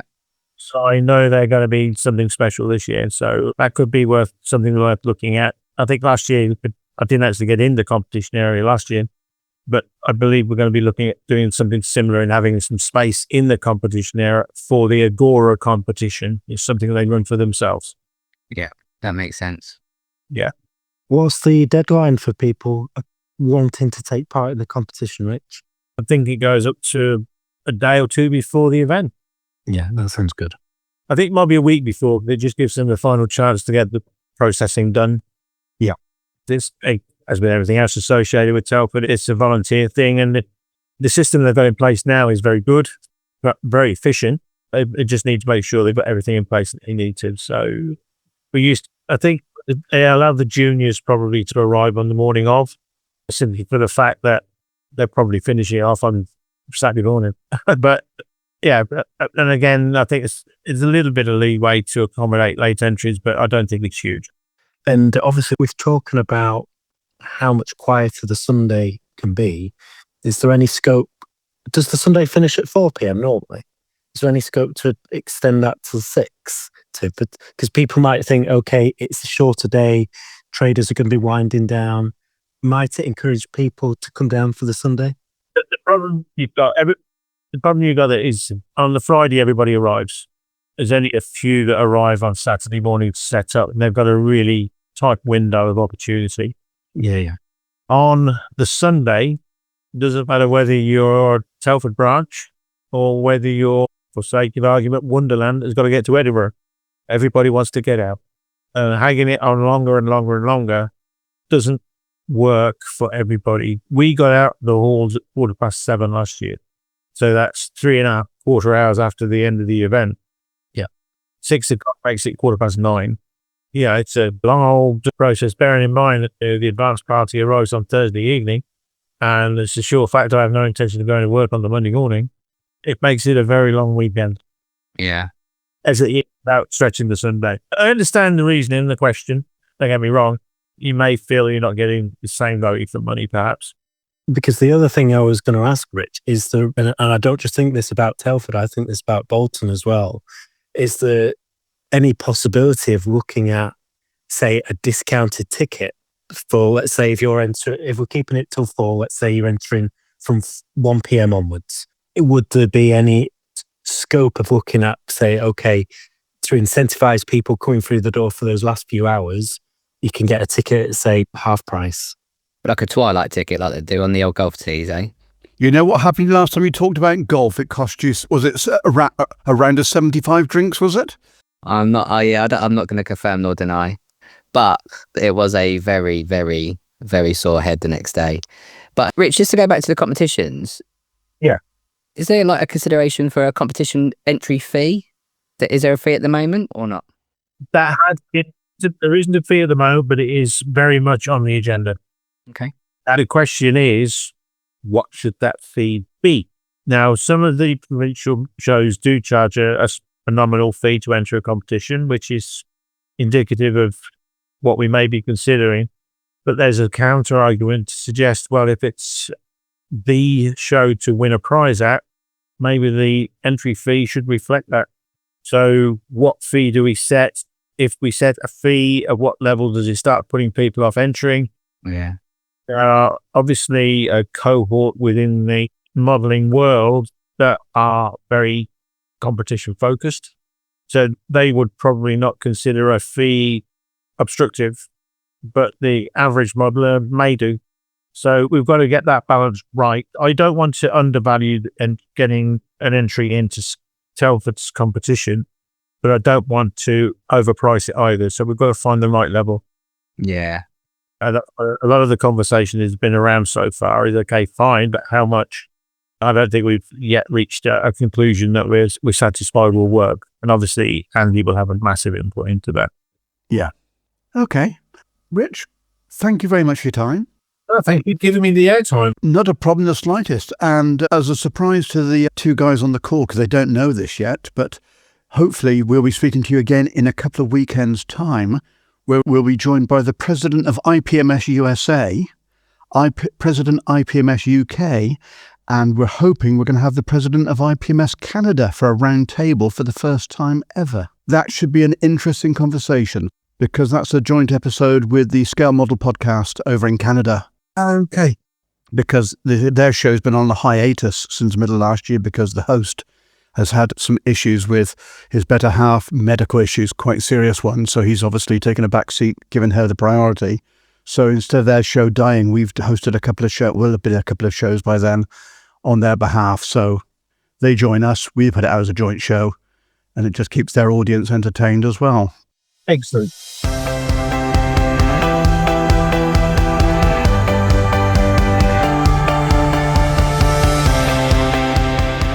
Fishkop Models, elevating scale modeling to an art form. Experience highly detailed 3D printed upgrade parts that bring true authenticity to your builds. Creators of the acclaimed Rolls-Royce Merlin engine set for both the Kotari Spitfire and the Dambusters set for the Border Models Avro Lancaster. For bespoke design and printing, our service is as precise as it is personal, all at a reasonable price. Please take a look at our products on www.fishkopcompany.de. Shipping is available for all of our products worldwide.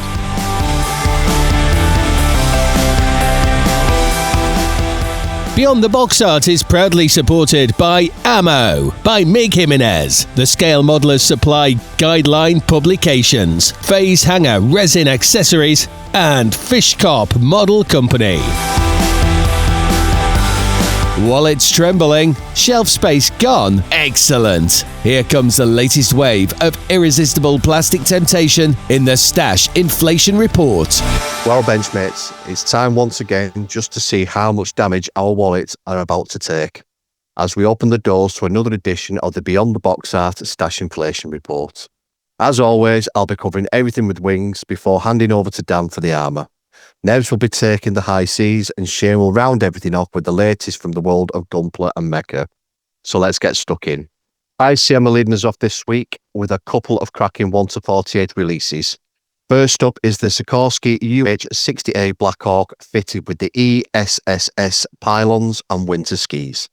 It's a proper cold weather machine that should have a helicopter fans and diorama builders researching for the wallets. Sticking with 48th, ICM have also announced a new boxing of the Handy Page Hamden Operation Gardening. Celebrating those often overlooked RAF mine-laying missions, it's another great excuse to build one of RAF's most distinctive twin-engine bombers. RS models continue to champion the unusual with not one, but two new boxings of the Kyushu K-11W Eragiku, Japanese Navy trainer. Each comes with 3 decal options, and if, like me, you enjoy building aircraft that don't appear on every competition table, these are definitely worth a look. Talking of unusual, Sword have announced both halves of the mighty Grumman Guardian in 1-72nd scale. You've got the AF-2W Hunter and the AF-2S Killer, each supplied with 2 Korean War era US Navy schemes and masks included. Buy both and you get a complete Cold War anti-submarine package. If your wallet was feeling safe, IBG have decided otherwise. They have been seriously busy this month. There's a lovely 48 PZL M18B Domada firefighting aircraft, alongside 3 interesting 72nd scale releases. A Spitfire Mark 5B Tropical from North Africa, the Reconnaissance Spitfire PR Type G, and the Polish Air Force Sukhoi Su-20, complete with models Vit plastic, photo etch and comprehensive stencil sheet. LF Models have announced a pair of North American trainers in 72nd. The NA-57P2 arrives in both Luftwaffe and French Air Force Hawk markings, each complete with 4 decal options and masks. Now, if Edward announcing something people tend to pay attention, their latest weekend edition of the BF-109 F4 gives you 4 marking options, but it's the forthcoming 1-32nd P51B Mustang that is grabbing all the headlines. 5 colour schemes, masks, photo etch, and an astonishing amount of mandatory 3D printed detail, including the cockpit, wheelbase, exhausts, wheels, and gun barrels. No plastic alternatives here. Edward are clear, embracing the future. Armour Hobby continued their excellent run with another Curtis Hawk 81A2 Flying Tigers boxing in 72nd scale. 3 classic sharp mouth schemes, and honestly, who doesn't like a flying tiger?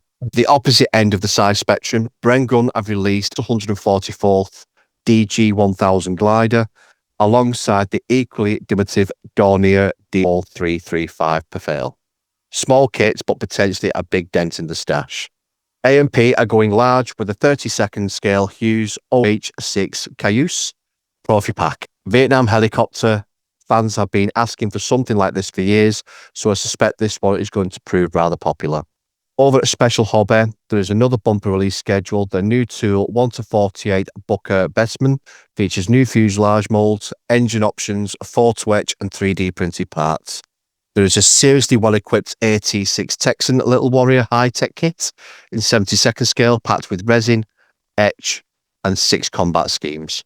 And finally, they produced a fascinating Ju-87D Stuka, combat and captured, allowing you to build Luftwaffe, Italian, RAF, captured or US Air Force captured aircraft in the same boxing. KP clearly aren't finished with the Shiragiku either. They've announced 3 separate 1-72nd variants, all including 3D printed engines and masks, covering the K11W1, the Kyushu K11W1, and early and later K11W2. Airliner fans haven't been forgotten either. X-Scale are producing a 1-72nd HS121 Trident 1C, along with a 1-144 scale ATR 72-600 wings. Finally, for this month, something gloriously bizarre, Micromere are bringing out a 1 to 32nd DFW T28 flow. If you've never seen one before, imagine someone asked you what if we made a First World War aircraft, but just weird. Well, that's exactly what they did, and now you can build one. So plenty there to tempt aircraft builders at every persuasion, from wartime bombers and helicopters to trainers, airliners, and some wonderfully obscure subjects. But enough about the wings. Dan, over to you. What delights have the armour manufacturers lined up for us this week? Now, while you've been spending everybody's pension funds on aircraft, I'm pleased to report that the armour world has been doing its very best to keep pace. First up this episode is a reference book recommendation. Panzer X Publishing have announced Panzer X number 28 British from authors Lee Archer and Dick Taylor, with colour profiles from Philippe Ronda. Now, if you've ever picked up a Panzer X title before, you know these are not your typical military history books. The focus is very much on original wartime photographs, detailed research, and fascinating vehicle details that are absolute gold dust for modelers. This latest volume comes in a familiar landscape format, runs to 128 pages, and contains no fewer than 156 photographs alongside 6 colour artworks. As the title suggests, this volume focuses on British vehicles and subjects, making it a particularly useful addition for anyone with an interest in British armour, soft skins, and wartime weathering references. It's available now from the Panzer Rex website with an introductory price of just £22.50, although that discount ends on the 30th of June. Moving on to plastic rather than paper, and Meng have announced a timely new release with their 1/35th scale Leopard 2A4 in Ukrainian service. Catalogue number TS-058. This release reflects one of the most significant armoured vehicle stories of recent years, with Leopard 2s now firmly established as part of Ukraine's battlefield inventory. The kit includes a dedicated Ukrainian marking option. Being a modern Meng armour kit, expectations are understandably high for detail, fit and overall quality. This one is currently expected in August 2026 and should prove popular with both modern armour builders and those wishing to depict contemporary conflict subjects. Next up, the team at Dynamo Models have officially launched a brand new dioramas range. Launching initially in 1/35th scale, the range already includes 6 different resin diorama bases designed specifically to showcase vehicles, figures, and small vignette scenes. The castings appear to carry the same level of detail we've come to expect from Dynamo's figure range, and the company has already confirmed that this is just the beginning, with additional scenery pieces, buildings, accessories, and historical settings already under development. And don't worry, I have hinted to them to do some 148 stuff too. A welcome addition from a company doing great things. And finally, a little bit of industry intelligence for you. Chris Meddings from ITA3, or Inside the Armour, has confirmed to us that upgrade sets are already in development for newly released Airfix Alvis F03 Saracen Mark V. Any of the new tool post-war military vehicle releases from Airfix always seem to generate huge amounts of interest, and it won't surprise anyone that the aftermarket manufacturers are already looking at ways to have even more detail. No firm release dates just yet, but if you're planning to add the new Saracen to your stash, it may be worth keeping a little room in the budget for whatever Chris and the team have coming down the line. And that's all from the world of armour for this episode. Now I'm going to hand over to Nevs, who has once again emerged from the dockyards carrying enough naval releases to sink a reasonably sized destroyer. Take it away, mate. Thanks, Dan. Well, Benchmates, if you thought your stash was already taking on water, I've got plenty here that will happily sink what's left of your bank balance. Starting with a brand I've spoken about before on the pod, Model Bow Ray are about to let their latest kit out of dry dock, and this is a special one. We are about to get the SMS Ostfriedland in 1:700 scale. Model Bauray have given this long-awaited release much hype, and rightly so. Ostfriedland was the second member of the Helgoland class of German dreadnoughts, following hot on the heels of the Nassau, with improved 12-inch guns, retained in the interesting hexagonal 6-turret layout.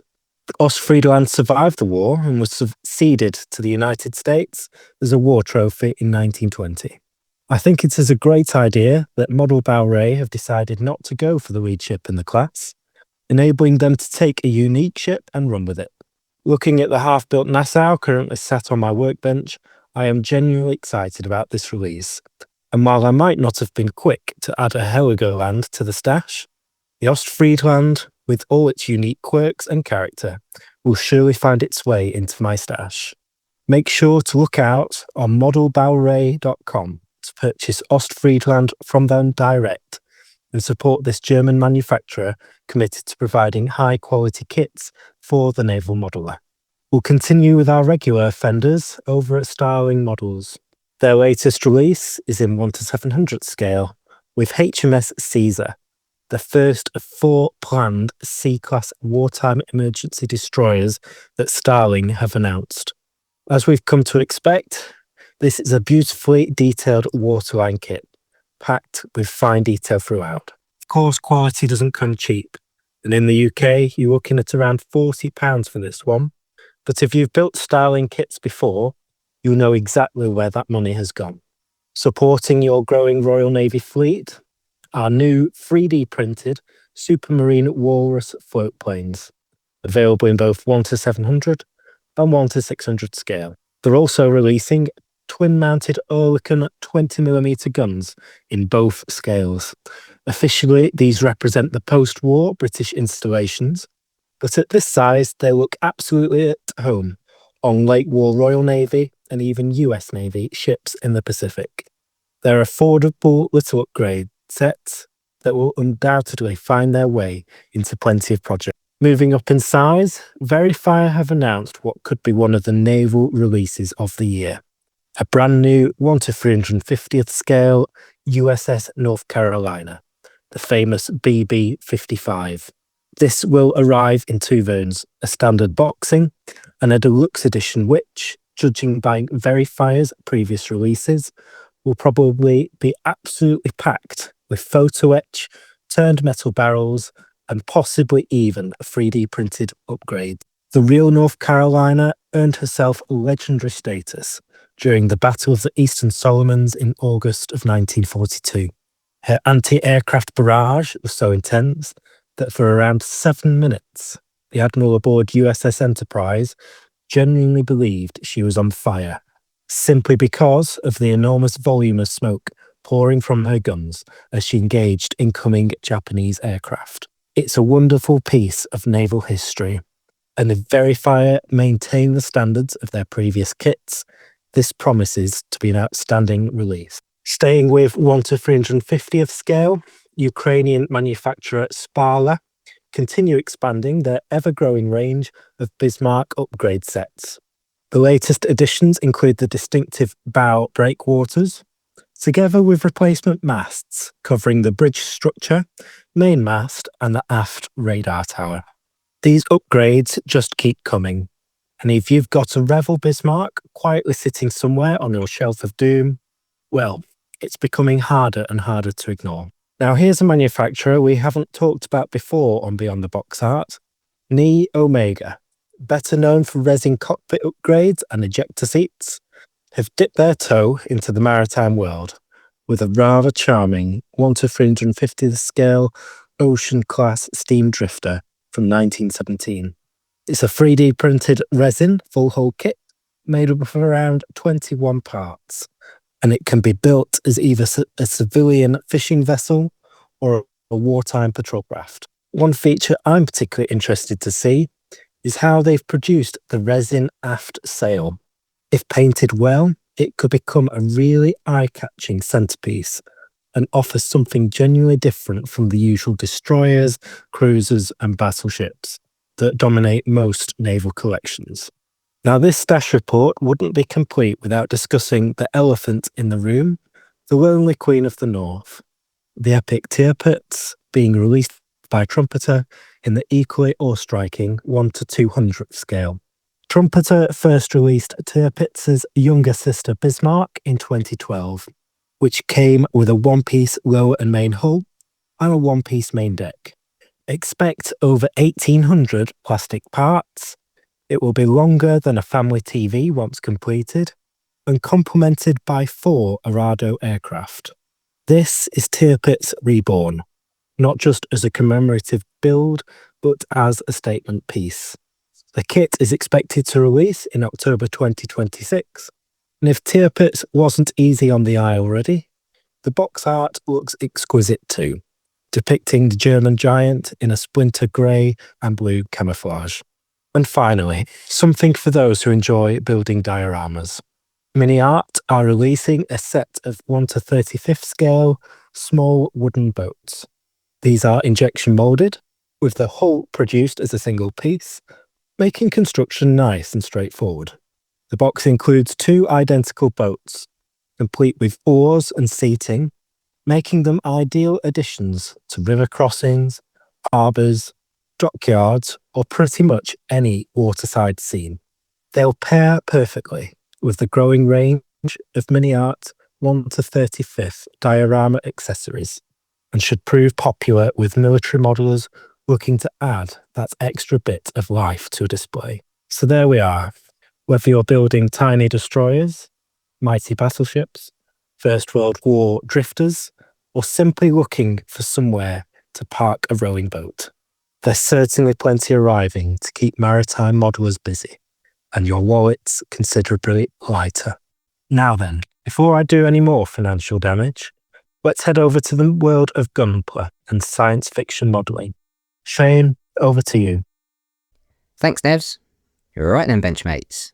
Let's finish off the edition of the Stash Inflation Report by heading into the wonderful world of Gunpla, Mecha, and all things giant robots. Because apparently, our wallets haven't suffered quite enough already. First up, we've got something a little different, from Chinese manufacturer Yili Shangwang. And if I butchered that pronunciation, I sincerely apologise.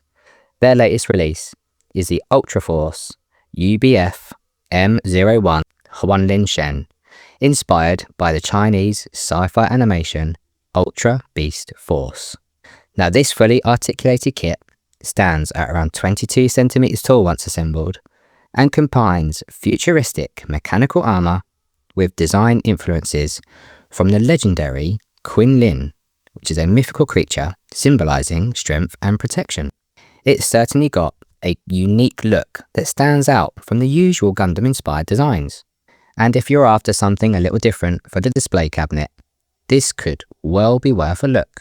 Now that's due in August and should come in at around £35. Next up, Good Smile Company continue their excellent Modeloid range, this time with the Testarossa, the Vermilion Knight from the Legend of Heroes, Trails of Cold Steel. Now if you're a fan of the RPG series, you'll instantly recognise this as one of the legendary 7 Divine Knights. Standing at 18 centimeters tall, this kit uses coloured runners, clear parts, several pre-painted components, meaning that you can achieve a really impressive finish straight out of the box without reaching for that paint rack. Now that one arrives in December for around £45. Now, if you're more of a Code Geass fan, Premium Bandai have announced the HG 1/35th scale Xi Artemis from Rose of the Recapture. One of the clever features here is its ability to transform into its streamlined fortress mode, using a dedicated replacement frame that keeps everything nice and solid once converted. As you'd expect from Bandai, engineering looks typically impressive. Now that one's due in July, and an expected price of around £50. Finally, this month, Hasegawa are celebrating the 30th anniversary of the Virtual On franchise, with a welcome re-release of the 1100 VR 747 Temjin Type A8, the Order of the White Rainbow. Now, this classic mecha still looks every bit as futuristic today as it did when it first appeared. Standing at just under 17 centimeters tall, It's a fantastic opportunity for anyone who missed it first time round, or for those that simply fancy adding a bit of mecha history to the collection. That's expected in September at around £35, and I suspect it'll prove pretty popular. And that's it for this edition of the Stash Inflation Report. As always, let us know what you've been adding to your stash, or perhaps more importantly, what you've been trying to hide from the other half. We'll take a very short commercial break, and when we return, we'll sit down with Jon Bryon, a 148th post-war aircraft builder and magazine contributor. Don't go anywhere, Benchmates. We'll be right back.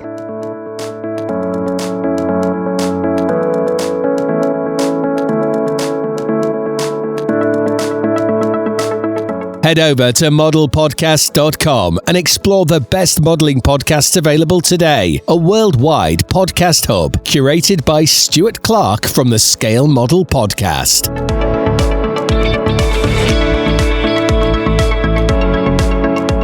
Joining us from near Kyiv in Ukraine, ResKit CEO Alexei Ukan shares the remarkable story behind one of modeling's most respected aftermarket companies during wartime.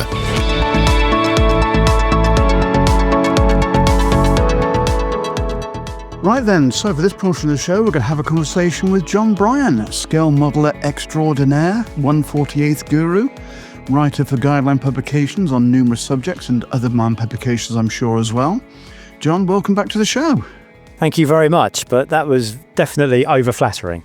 Not at all, not at all. I reject most of that, yeah. So, Jon, in the latest episode of Scale Aircraft Modelling, you're working on a UH-1, which, absolute masochist, removing all the indented rivets and actually infilling with solder balls. What on earth is that about?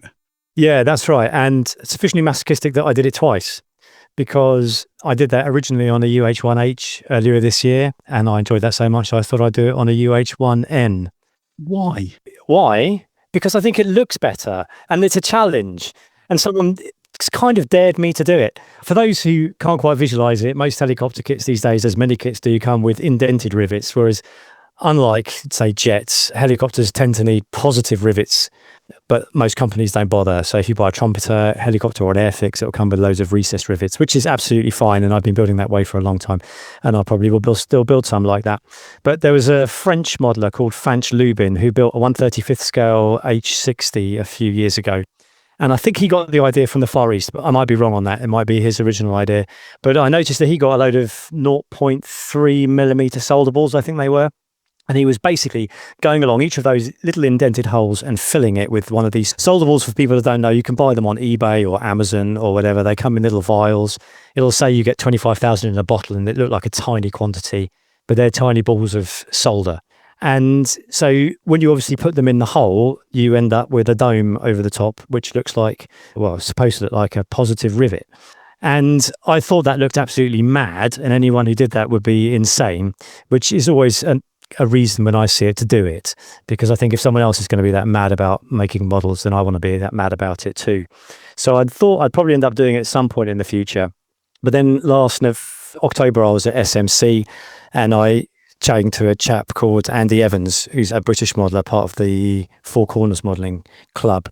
And he was doing the same thing as Fanch Lubin on another H60, again in the same scale. And he was showing it to me and said it's not really that difficult, and it's very therapeutic, and you can get it done a lot more quickly than it appears. So I kind of felt guilted into it by him, really, to actually give it a go.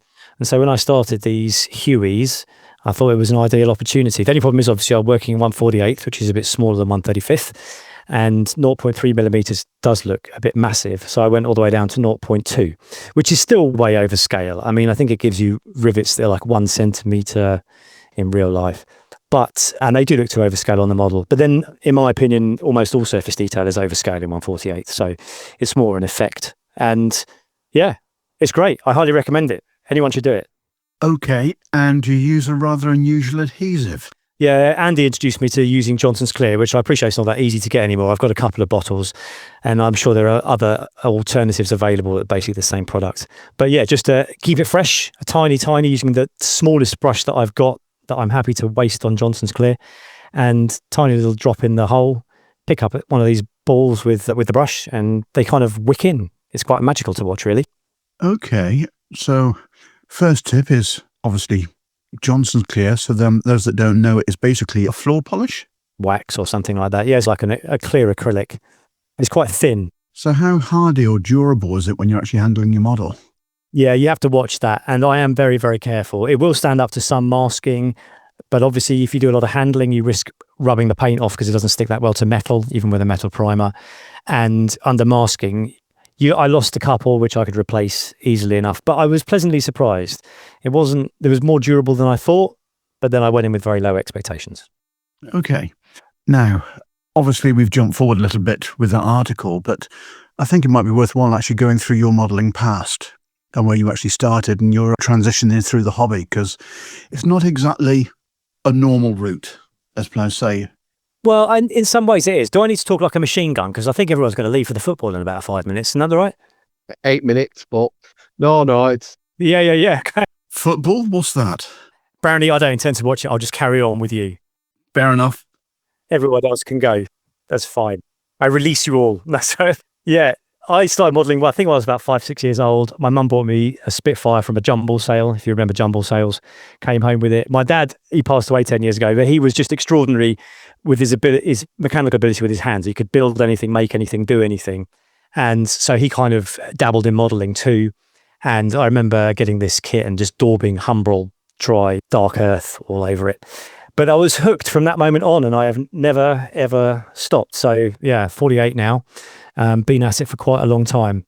When I was 16 in 1994, which is quite a scary thing to say. So I was explaining to my daughter, sorry for the aside, I was listening to the car radio, and When the Streets Have No Name by U2 came on the radio. That song came out in 1987, if I'm not mistaken, which is nearly 40 years ago. And I said to her, I was 9 years old when that came out. And the gap between that song and now is the same as the gap between then and like 1947 or 1948. It's just, sorry if that bores you all, but this kind of thing blows my mind as to how far away that You're right in what you're saying. the 1990s is quite a long time ago. We are John, we're the same. I know you're not a football fan, but we are the same distance now from when all the Three Lions song first came out and Euro 96 than they were to 1966. Yeah, I know, it's mad, isn't it? Let you do these calculations. Anyway, 1994, I started, for some reason, I'd been building bits of everything, aircraft, tanks, the odd ship, figures and whatnot. I started to focus more on aircraft, particularly 172nd US Navy aircraft in the early 90s. Hasegawa really caught my attention. And they were easily available in Guildford and Woking, where I lived, and there were loads of model shops there. And just a complete step up in terms of what I was used to from Airfix, to them those kits which we were talking about earlier in the break and whatnot. And then Airfix in 1994 came out with the first Buccaneer, the 148th Buccaneer, which was a horrific kit. And Jonathan Mock did an article in Scale Models International, which I used to get at the time, on how to build it and how to make it better. And I thought that it looks difficult, but that looks great. Obviously, it's just after the Gulf War. It's in pink. It's been on the news a lot, lots of resonance with a young teenager at the time. So I bought it and built it. And for some reason at that time, since then, I have just stuck with 148th and done absolutely nothing else at all. They've all been post-war military aircraft. Everything's been 1946 onwards. And I've not duplicated anything by type designation. So we were joking earlier about me building a Jaguar GR1. And I've already done a 1A and I'll never build them again. So that's the philosophy of this collection, which I've been amassing over the last 30 years. A lot of them have gone in the bin, but they all exist online in photographs now. And I think I stand at 180 completed. Fair play. And all of those 148th? All 148th, all post-war, no duplicates. And so you're building, the scale is your age? The scale is my age. Yeah, it is this year. That's right. Last year's days. I mean, as the way my building philosophy has changed or evolved over time, and Chris Meddings had me on his podcast last year to explain that more if anyone's interested. I can't imagine why you would be, but if you are, he's got a good podcast. And the model philosopher. And so the last 10 years I've kind of had other rules that I've added in. So no ordnance, closed canopies, wings always unfolded. I like to look at the lines of the aircraft, this kind of thing, keep it simple. I used to think that made them quicker to build, but that is actually a complete lie. Closed canopies are a nightmare. Yes. Especially if they've not been designed to be closed, which manufacturers generally do. Even so, even on a Tamiya F4 Phantom, which I think is probably the best kit I've ever had the pleasure to build, I still filled the seam lines and rescribed them on the canopy. So, talking about the Jaguar issue and the scale, is there a 1/48th vac form canopy available for it? Oh, I don't know. I seem to remember, because that would actually give your scale issue of thickness. The idea of dealing with vac form open canopies, Brownie, Falcon Aviation used to do one for the old Airfix Jaguar, but would it be the same size? Because obviously that was produced. Yeah. What, in the 80s, early 90s? That ship has sailed for vac form canopies. I'll do it if I absolutely have to, but yeah. Sorry, Brownie. I'm going to leave that one alone. Not a problem. It's just a thought. With people looking at scale and the details that we're looking at for canopy frames and things of that nature these days, there must be a market for a decent canopy because, as you say, the ones in the kit are obviously over thickness in comparison to the frames they're actually molded in. Everyone's going down the detail route for the undercarriage and everything of that nature, but no one's really looked at refreshing the canopy. And I'm just thinking, yeah. Well, it's so difficult. I mean, I raised this up before. I think the Plastic Model Mojo guys asked this question, why is 3D printing for armor kind of going leaps and bounds, whereas 3D printing for aircraft kits, for whole kits, is actually quite uncommon, or it is growing. But I think the clear parts is a really hard problem to solve. People are 3D printing in clear, and I had the misfortune to buy some TT Modelworks A1 Sky Raiders earlier this year, which come with horrendous 3D printed clear parts, which I have bought Falcon vac form replacements, which I'll try and adapt for the old Matchbox kit. But the clear parts, vac form is a horrible material to work with for canopies. Blending them in is a nightmare. And what other options do you got? You can do cast resin, obviously, and Halberd Models are doing that, and they're beautiful. And there's aircraft, aren't they, up in Scotland? Also, is it Scotland? I've got some of their clear resin canopies, really nice, pretty labour intensive as I understand it. And, you have to do quite a lot of work to get a fairly small number of items, I think. So I just think it's a really difficult, I think that's what makes aircraft modelling not difficult. There's that argument about it's not about difficult, but the clear parts are a challenge. Yes. Unfortunately, they always will be. I think Fisher Models was one of the first ones to actually do cast resin canopies. It's like for the T7, T8 Hunter and the Sea Fury, they actually did it. And to be honest, I think that when you look at the cast resin ones, they're a lot thinner than the ones you get in the Rebel kit. Yeah, they can be pretty strong and flexible as well, if they get them right. The Halberd Models one, which I used on the Mauler, that was pretty flexible, pretty strong, pretty robust. You could really kick it about a bit. John, can I just ask, is the canopies closed thing rolling back to what you said about you like to enjoy the lines of the aircraft? Is that why? Or yeah, is it because, I don't know, why canopy? Or is it because that's how most aircraft sit on a hard stand with the canopy closed? They don't all sit there with it open? No, I don't really have any interest in what they look like in real life. Right, okay, yeah. Oddly enough for a modeller. I notice obviously that the vast majority of modelers do model them open. And people consider the cockpit to be kind of the focal point of the model. And I say that's true for myself. Would you kind of gravitate towards looking into that open thing? Yeah, it is your first look, yeah. But I kind of started thinking for a while that actually this is just becoming a habit that I've picked up. I don't really like the way that it looks. If I could, I would make all of my models in flight. Funnily enough, that was what I was thinking of asking you a little bit later on. Have you ever considered doing that? That's how they're meant to look, and they look fantastic. I built a Spitfire Mark 8 earlier this year, and when I have it balanced on the stand, there's no landing gear on it, you just think it looks like it's flying, and it looks amazing. And then I've got to put it on undercarriage, and it sits nose up, and then you lose any sense of that grace of it cutting through the air. In my view, for the way I do things, it's just impractical to display them, to make them in flight. So I have to live with what I've got. But closed canopies, that's why I want the wings down if they've got folding wings, on a Navy aircraft. I tend to want control surfaces neutral unless flaps were down. Things like that. I just like the way it looks. I don't like open panels, don't like open refueling ports, all that kind of stuff. That's why I don't put bombs on them as well. No, I was just saying that's a really interesting outlook because, I feel... Yeah, so it is an aesthetic choice and it does come back to bite me. I wonder if it's the same as an armour modeler. I tend to close everything up and unless I would never, probably at this stage, I would probably not scratch build an interior. If it's a rye field and it's got a full interior, I'd probably go, right, it's got it, so I'm doing it. But I tend to want to close everything up Yeah. I mean, that But then that's not a lined thing. So, but there's a couple of things there. I think one is there's that old adage of, at least I know it's there. Do I bother putting much effort into the cockpit? Well, since I started publishing stuff online and then in magazines, I do put as much effort into the cockpit as if I was going to open it. It doesn't make any difference and photograph it. And I quite enjoy it now. I used to hate it, and now I love making instrument panels. You kind of grow to like things just by doing them a lot of the time. They also look fantastic as well, John, to be fair. Yeah, thank you. The detail is unbelievable. And again, he's mentioned just there, you're not going to see it because you're covering it over, but you have a reference. And for those listeners, head over to your website because you can see all of that effort that doesn't go to waste because you've taken the time to record it and reference it, and it will never be forgotten. Yeah. It's incredible detail that you put in. Thank you.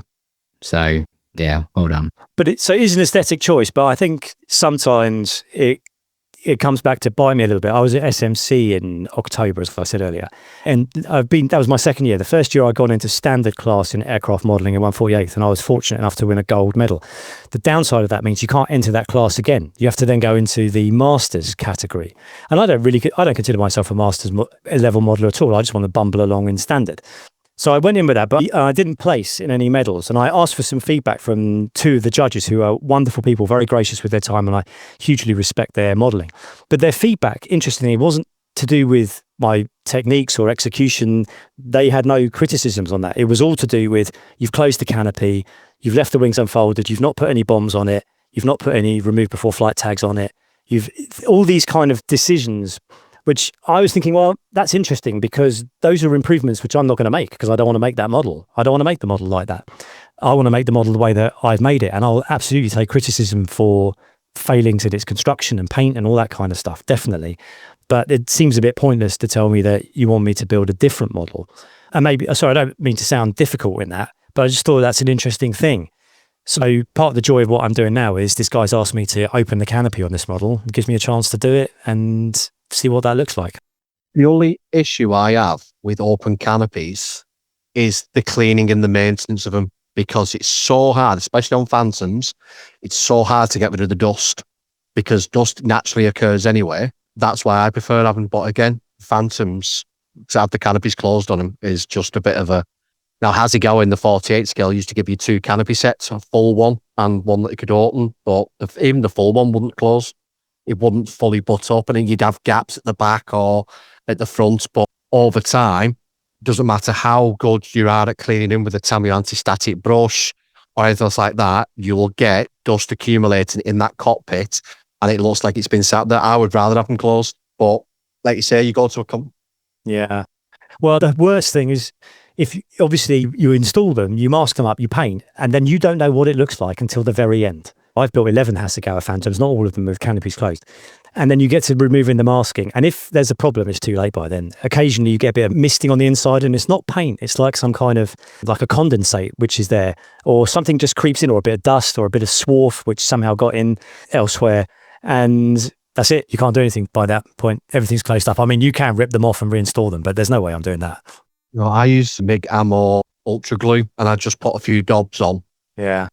Put the canopy into place and then mask it, paint it. And then if there is, I can obviously just peel it back, give it a bit of a cleaning on the inside and just re-glue. There's probably wisdom in that because I'm too much of a masochist and I fill everything with super glue and rescribe it. And then it's well and truly. Well, super glue has its issues as well because if you use super glue, the fumes of it can react with the plastic on the inside, which I've always struggled with. Yeah, I glue them on with Tamiya extra thin and then I fill the outside with super glue. But there's this stuff which is Deluxe Materials Rocket Odorless. Oh, it's not showing up on my camera. Anyway, the problem is, right, you'll say it works and then you'll try it and it doesn't work. But I've had good luck with this not fogging anything so far. And you use it at your own risk. Don't say that I told you it was never fog. But no, to be honest, I've been using UV resin glue. Yeah. Because it just dries clear. I think that's the way forward for a lot of things. Yeah, I think I use super glue mixed with VMS filler powder as my filler, and I use super glue for nearly all construction as well. But I think I need to get into not just the clear, but like 3D printer resin as a filler. That's an interesting one I hadn't thought of before. Yeah, people are definitely doing that. Okay. Because you set it, if you put UV to it, it's set instantly. You're not having to wait and everything else. And if you can get it right in a gap on a panel line and mask it off and fill it in, and then hit it with UV, peel it back, it should be flush. Right. And you don't have the issues with superglue does have any. Superglue can be hard, superglue can fog or go cloudy. Superglue is very sticky, which is really annoying. And it'll go off when you don't want it to go off. That's right. Whereas with the resin, you wait until you put the light on it. Yeah, I mean, the kids at the Little Port show, that's what they were using for building that 109. Young Callum had some. And literally it was done just there and then. It's incredible stuff. Where did they get that from? Because that wasn't in our box of tricks. No, that wasn't. But nor was the model either. But because that's the one I got stitched up for. Oh, I see. You bought your own. Well, yeah. A bit like going to a restaurant when you take your own wine. The kids bought their own model. Very good. Yeah, exactly. Yeah. But no, that Callum had some on him because he was, they're quite often, the boys will sit there building a model whilst at a show. And I saw it in action and I was taken back. I thought it was brilliant stuff. And no marks and instant once you get the little light on it because he had a little portable UV light and job done. Brilliant. So which glue or resin was he using? The stuff that Boulder's just put out there. The clear stuff? What manufacturer have you got there? Which one's that? Do you know what, John? I got this off Amazon. It cost me about 11 quid. It's called Deca. Okay. Clear and strong UV resin glue, bonding, joining and welding. And it's odorless and anti-yellowing. So obviously it does.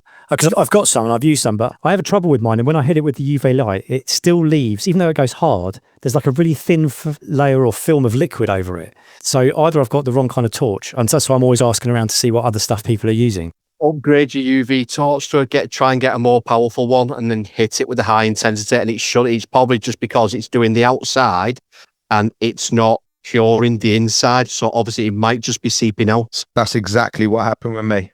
Yeah, okay. That's why with there's a lot of model manufacturers that are doing, and I'm not going to name them, I've produced resin aircraft and then with resin undercarriage. And then after you've built them and you've sat them down, now obviously they're quite heavy. And then the resin undercarriage has just gone like that, like a banana, because it's not been fully cured in the center. And to rectify that, people have been drilling it out, getting rid of the gubbins and UV in it, and then sticking a brass rod through to keep it rigid. Yeah. Well, ResKit, who were on our last show, they've now started producing their undercarriage 148A10 set, which is basically a brass rod, which you put the 3D printed parts onto to actually keep the shape. I've got that set from 148. I will only use a 3D undercarriage now if it's got metal rod reinforcement. And some of the better ones will tend to come where it replicates the oleo as well. So it'd be like one piece of aluminium tubing that goes all the way up. I wish somebody would just do an ME262 front undercarriage correctly. Sorry, which one? The ME262, because every manufacturer you look, the suspension is not compressed down for it to be sat on the ground. It seems to be extended, which it shouldn't be. So if you was going to do it in flight, as in just taking off with the back wheel staying. Yeah, I understand what you mean. It's got no weight on it. There's no weight on it, but it seems to be every manufacturer, when they're producing it as a kit version, that they've done it as it's extended. It's not compressed, like it's got weight on it. I'll have to pay attention to that. I've got a Hobby Boss one to build one day, so I will bear that in mind. That is the best 48 one on the market. The Hobby Boss ME262s are absolutely superb. Yeah, so I understand. I'll make it as an aero, what is it, a C92 or something like that? The Czechoslovakian one. Yes. The Czechoslovakian one. Of which, really useless little fact, but in the centre of the nacelle for the 262, you'll see a little D handle, which was to actually start the petrol motor to start spinning the blades. So it's literally a pull like the old lawnmowers. Like a lawnmower? Yes, in the centre of the nacelle. And a lot of people miss that off. I never knew that, because I always thought they had the cartridges to fire off to spin the turbine. No. Now, there's something I did not know that I now know, which is going into the arsenal of knowledge, which is very useful. Every day's a learning day. Absolutely, mate. Absolutely. And for those who couldn't understand the Scouse, that was Arsenal, he said. I'm not one. I am not Scouse. You keep going on that I'm Scouse. Oh, dear. Yeah, I was getting a bit confused by that, but you probably are confusing quite a lot of American listeners into thinking that he is Scouse. No, apparently I'm Scottish, according to the Americans, Rob Rev, yes. Yeah, I heard. Yeah. is what I'm going to be called from now on. Bargain McBoulders. Anyway, going back to your conversation reference canopies, the Mauler. Yeah. That was a nice open canopy on that unfinished model. Yeah, so Halberd Models, as I said earlier, small Ukrainian company, and the guy's been messaging me recently, really nice chap, Andre, and he was explaining, because I had some troubles with that model. I got an extremely early moulding. I ordered it on the day that it was released, and then it came quickly, and then they had some problems, and there was a gap, and people didn't get them. So the fuselage, I had some trouble getting together as it came from the box. It needed a decent amount of clamping and glue. He said that was due to some issues they had early on. So if you've got one, subsequent boxings were improved. But the issue with the canopy, he said, was that they made a mistake with the master for the buck for the moulding, and it ended up too small. So they're aware that you can't fit the canopy closed. So, hey, you just have to suck it up. I mean, I never expected to be able to build a model of that kit, of that aircraft in my lifetime. There's no way anyone's going to make a 1/48 scale Martin Mauler. No one's ever heard of it. Disaster of an airplane, but absolutely fascinating. I mean, it is absolutely huge. It's much, much bigger than a Sky Raider, for example. And that's on resin undercarriage, but he's impregnated metal into it. I will bring it to Telford, but whether it survives the M6 and M52 or whatever it is through Birmingham, I don't know. Good luck with that, especially with the joints in the motorway. Yeah, I know. The stress of driving that motorway to and from Telford.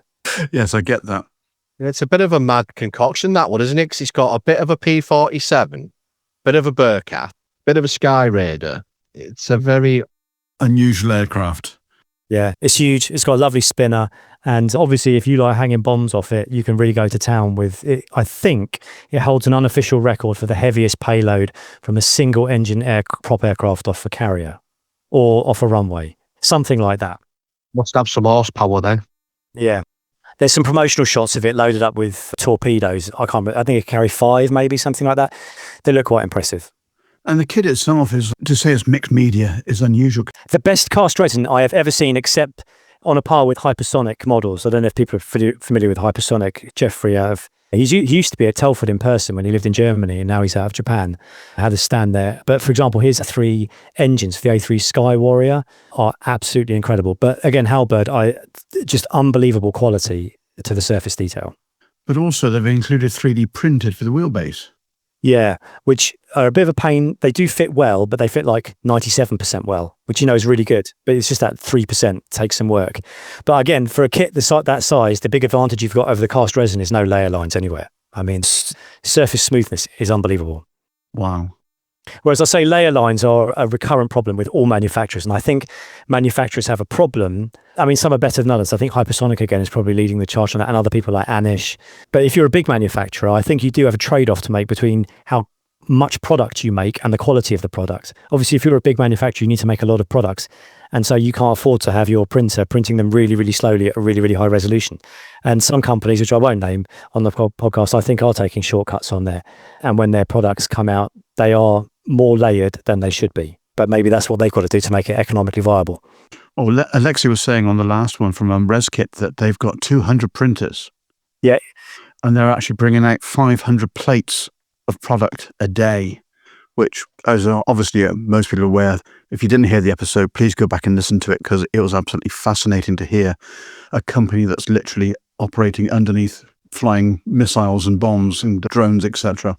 Yeah, and they're not a company which I was going to name. But I'll give them some more airtime, because in that interview which you had with them, they mentioned that they once made a product which was so difficult that on the back, the reverse side of some of the components, they wished the modeler good luck and said, good luck with this. And that was for the UH-1D/H Huey. So I had that and I installed it, and you do need a lot of luck.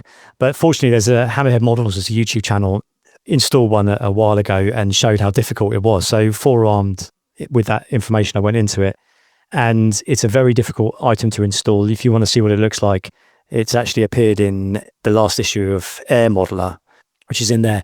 But fantastic quality product. What was really great there was I lost a very small item, a seat part, and I couldn't find it anywhere. So I messaged them saying, you don't happen to have any lying around, do you? You could just send me a spare, I'll pay, and all that kind of stuff. And they said, no, we haven't. But what we have got is we've got the CAD. And so what we'll do is we'll 3D print that part for you and we'll send you that for free. And they did. And that was amazing. I thought that was fantastic customer service. So I want to really give them props for that. I hope that they will release that as a 3D printed item in future because it will be an awful lot easier. And I'll happily build it again. Need a UH-1D. How many helicopters have you got still left in the stash or the list you're going to go for? Because you seem to be going down a helicopter route at the moment, with the exception of the Jag. I have a stash of 240. I think I've got 50 helicopters. Okay. Well, at least the Airfix Seeker will keep you busy with the rivets. Yeah, well. Brownie, how much resin did Bez Kit go through a month? Was it 1 ton? Was it 1 ton a month? Yes, they've got 6 tons in store. It's mind-boggling, isn't it? Yeah, great customer service. And as they said, they get 20 issues a month or requests for assistance. Yeah. So it just shows you the quality of the work. If they're getting 20 out of that lot, they're doing something right. But going back and turn the clock back to China. Oh, I wasn't expecting you to say that. Well, we might as well go in a completely different direction than that. You went to China for a while. Yeah. And you started off, if my memory serves me right, not actually taking any modelling kit out there. Yeah, so 2006. Do you want me to just go through that briefly? Yeah. Yeah, please. 2006, my wife and I moved to China. We just got married a year before. And we went to be missionaries, actually. And we went for 2 years originally, and then came back to have our first child for a year, and then went back again for another few years after that. So after that first time, I didn't think I was going to be able to do any modelling over there. I couldn't see that was happening. We're going to a big city, but it's right in the middle of China, which is why I find the weather now not hot. 30 degrees is, I might put a jumper on. So the weather here has been brilliant. And I also learned how to model in very high temperatures as well, without aircon or a fan. But that, which kind of prejudges what I was talking about, because I arrived with nothing, but then very quickly discovered I didn't have very much to do in the evenings. And so I thought I really need to start modelling again. So I asked my brother and sister back in the UK to send me a load of stuff. They sent Johnson's Clear through the post, an airbrush and bits and pieces. I sourced loads of paint from Japan, which is where I got into lacquers for the first time. And the big thing I didn't have was a compressor. And I needed a compressor, obviously, to power the airbrush. And we're in a city, it's a big city, like 7 or 8 million people, but almost no foreigners at all. Like maybe at that time, 1,000 non-Chinese, and most of them would have been from Japan and Korea or whatnot. Didn't speak any Chinese, but rapidly learning and trying to find someone who knew what a compressor was that I was talking about wasn't that easy.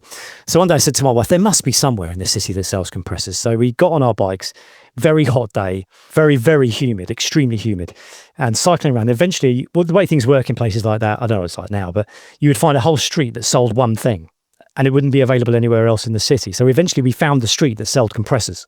And this is a big industrial thing, a massive, 15-litre tank or something like that, wheels on the back, a carry handles to hitch it up on the front.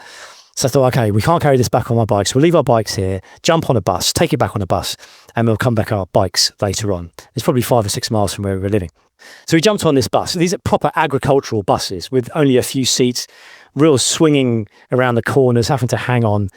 And at the back with this compressor. And obviously it went around the corner at one point and the compressor fell over and landed on my wife's toe, big toe. And yeah, she nearly passed out with the pain. So fortunately, that wasn't too far from our destination, got off. We lived on the 6th floor at that time with no lift. So I was going to have to carry this compressor up those stairs as well. But obviously my main concern was the fact that she was on the verge of fainting from feeling the pain.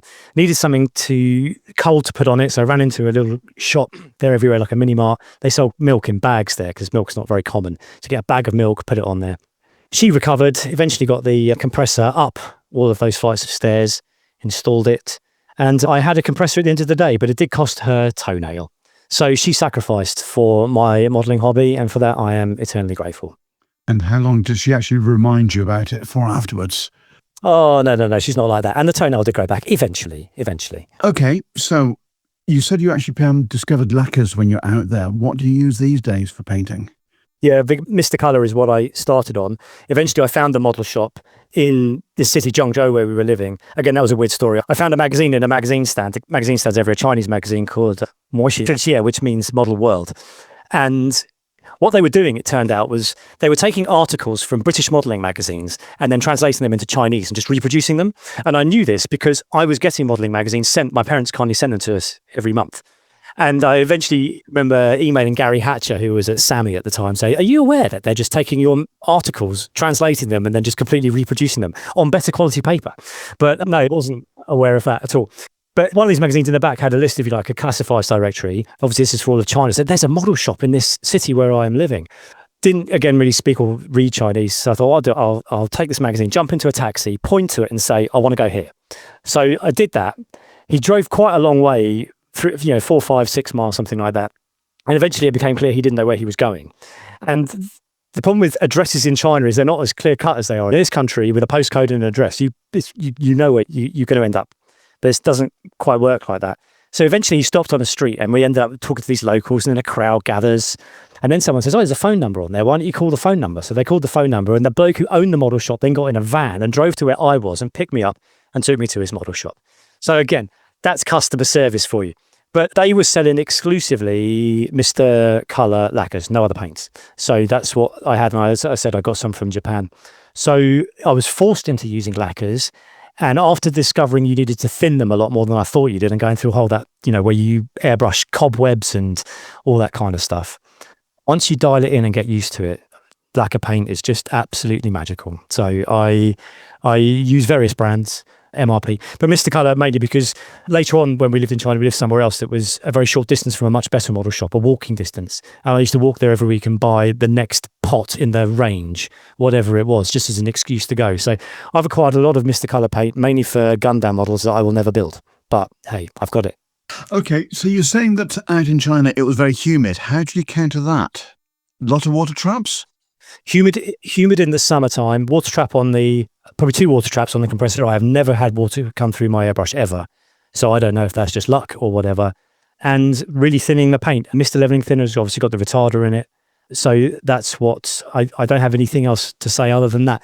What's beautiful about the moment around here is it's a really dry heat. But obviously in the wintertime in China, where we were, it's between -5 and 0 and extremely dry. It wouldn't rain for 4 or 5 months, no precipitation, maybe some snow. So you kind of get the extremes between very cold and very dry and very hot and very humid. I'm guessing you used clear gloss. Well, that wasn't available when I was in China. We left there in 2013 and I didn't become aware of GX100 and that till later. So I was actually using Johnson's Clear while I was in China, which is not a product I'd recommend now for that purpose. But to be honest, it was perfectly fine for what I was using it for then. But yeah, I don't tend to gloss models unless I can avoid it. So the Twin Huey got glossed and doesn't look great for it, to be honest. The Mauler I wanted glossed because I think glossy sea blue should be fairly glossy. Oh yes, definitely. But aircraft are difficult to do glossy because polishing is hard because surface detail is a nightmare. And I don't gloss before decals unless I, for some reason, decide to for other reasons. You don't need to with lacquers at all. Yeah, I mean, decaling is voodoo. There are no rhyme or reason to it. Even decals off the same sheet go down differently, even if you do exactly the same thing. So I'm not going to pretend I've got a method or whatever. You always hope for the best. Okay, you mentioned about polishing. What's your process for getting that gloss finish? Like in the glossy sea blue? Yeah. Yeah, sometimes it works quite well. Like I did a Bearcat where I was pretty pleased with it. So I will spray on the gloss, which I probably will use Mr. Colour GX100. Mm-hmm. Wait quite a long time for it to go hard, and then flat it down with, I like Infinity sanding products. The people know Infinity, the sponges and the zebra sticks and the Matador sticks and whatnot. So the sponge material, I've got the films, I've got the sponges. I like all of that stuff. The 2500 grit will do a reasonable job of flatting. And then I use the 8000 buffer because I think that gives, I don't want it looking like it's a car in a car showroom. That's not what it's right. But the 8000 buffer, I think, works quite well. But it's always a nightmare around raised surface detail and stuff like that. Okay, so do you actually use it dry or do you use it wet when you're actually flattening it down? I should use it wet, but I'm lazy and I use it dry most of the time. Well, if you get a result like that on the Mauler with actually doing it dry, yeah, I'm definitely going to change my problem technique. The big problem with all of that is the clear will obviously give a sanding residue, which then collects in recessed panel lines. Yeah. And you can spray it out, wash it out, rub it, scrub it out. But I always find there's some that just won't go. And then I end up using a bit of oil paint wash or something like that. But that's my main issue with polishing, is the residue gets stuck where I don't want it. Okay, so sticking with the Mauler, because it was an exceptional build. And again, It was on the front of Scale Aircraft Modelling recently, and the article inside is a fantastic read. How did you actually get the exhaust stains? What process do you use for those? Did I do exhaust stains? No, sorry, I built that several models ago. I'm struggling to remember what I did with it. I think my process for exhaust staining is highly thin paint and spraying it through a Duarte Custom Micron. I am not very good at exhaust stains, and it's something I really want to improve at. So I haven't settled on a process yet. But at the moment, I'm generally airbrushing stuff. I'm not using pastels or oils or anything like that. I mean, the Mauler, thank you for saying it looks good, Brownie, but it was done in about 3.5 weeks, and you can hide quite a lot of stuff in a very dark blue finish. So, If they're saying that's not perfect, then it's definitely not perfect. So, Dan, you do your own weathering techniques with oils. Yet. Compared to using an airbrush. How would you get a simulator and an exhaust in comparison to what John was just saying? I think I would probably use the airbrush to do the base of it, and then maybe go in with some oils. And I use a filbert brush for blending. It's incredibly soft. It's almost like makeup brush sort of fineness and how silky it is. And it's beautiful for blending oils. And soot stains and stuff like that, the magic Tamiya weathering sets, the little makeup ones, they are. I refuse to use them. I just refuse to use pigments because I'm scared of them. I don't know what's happened to mine, but it's gone really, really hard. The actual texture inside, it's almost dried out. And I think it's better now than it was when you first get them. They're almost too soft. Right. The little pigment powder or bit less oily now you've got it.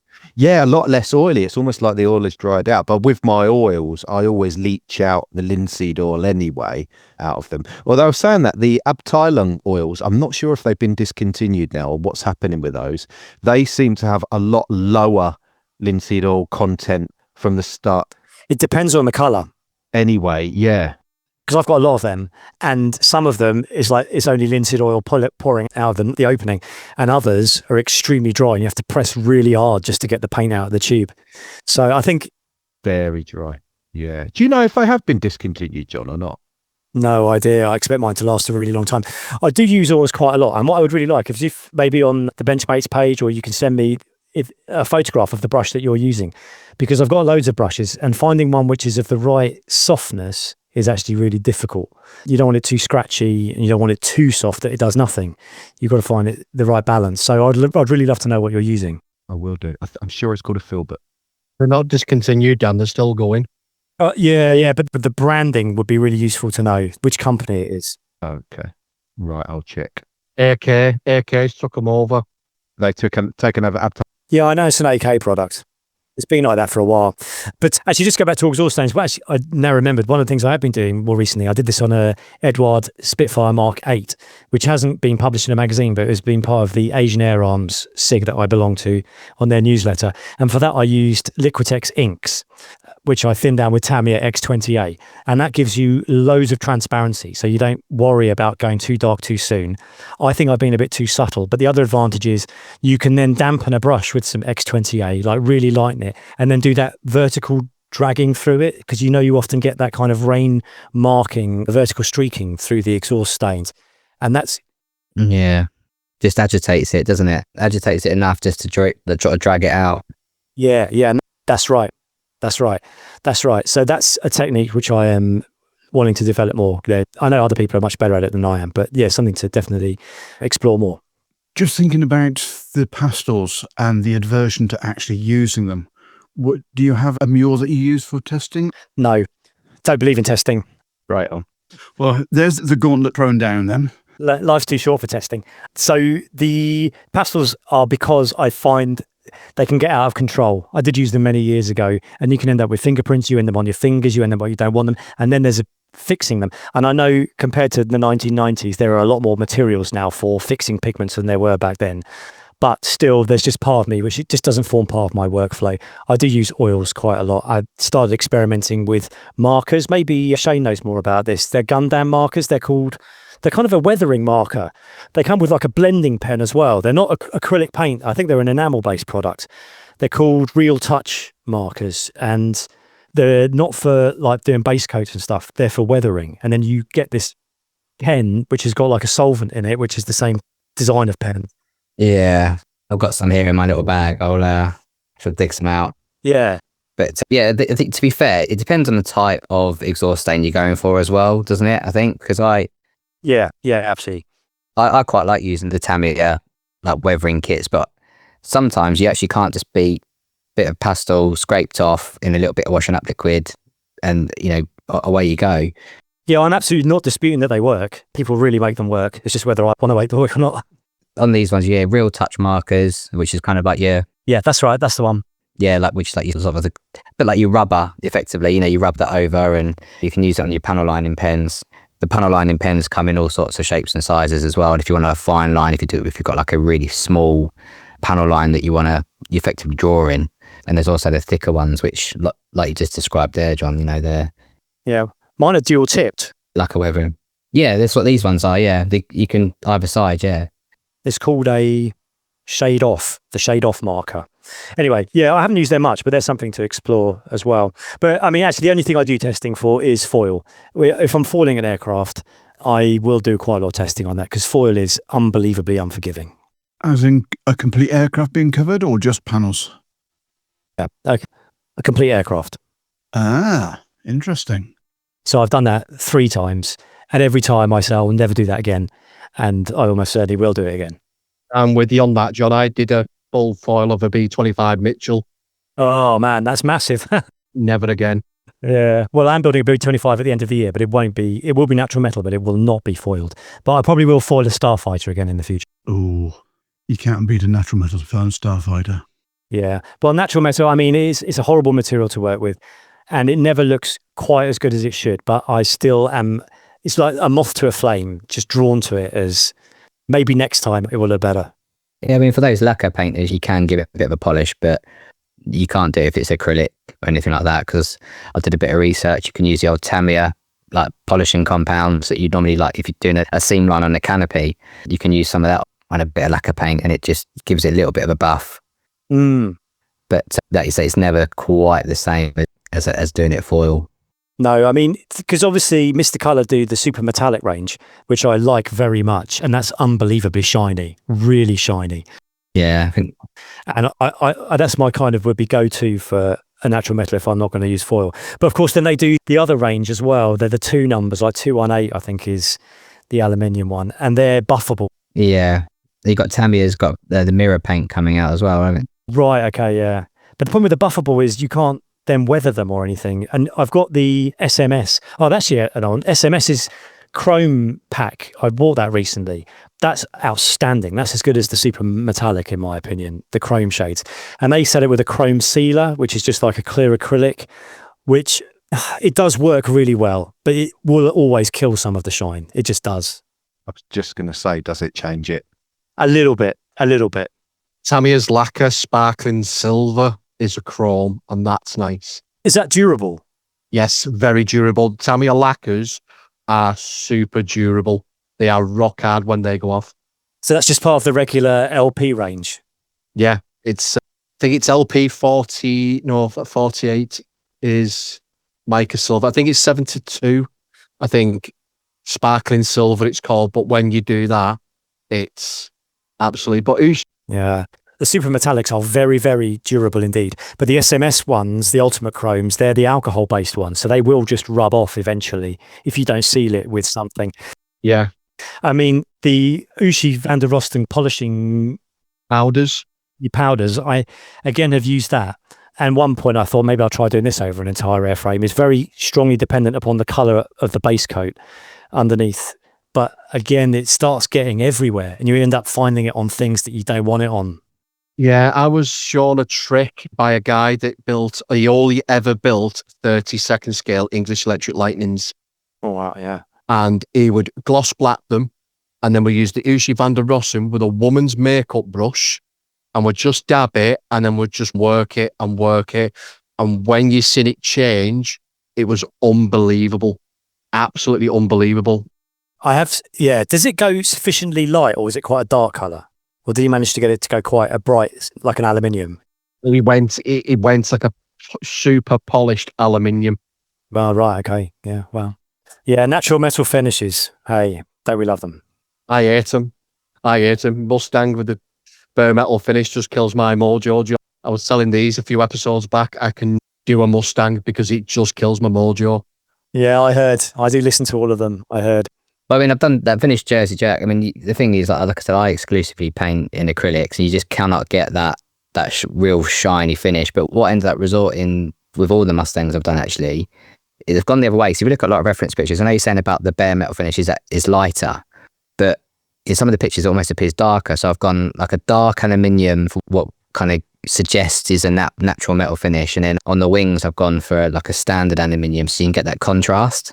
And it seems to have come out okay. I mean, I'm sure some of our listeners might disagree, but I'm happy with it, and that's kind of all that matters. It is all that matters. And that's actually a really important point, I think, because we can easily get sucked into whether it looks realistic or not. And if that's something that's really, really important to you, then fine. But like we were talking about earlier with the seam line along the front of a Spitfire wing shouldn't be there.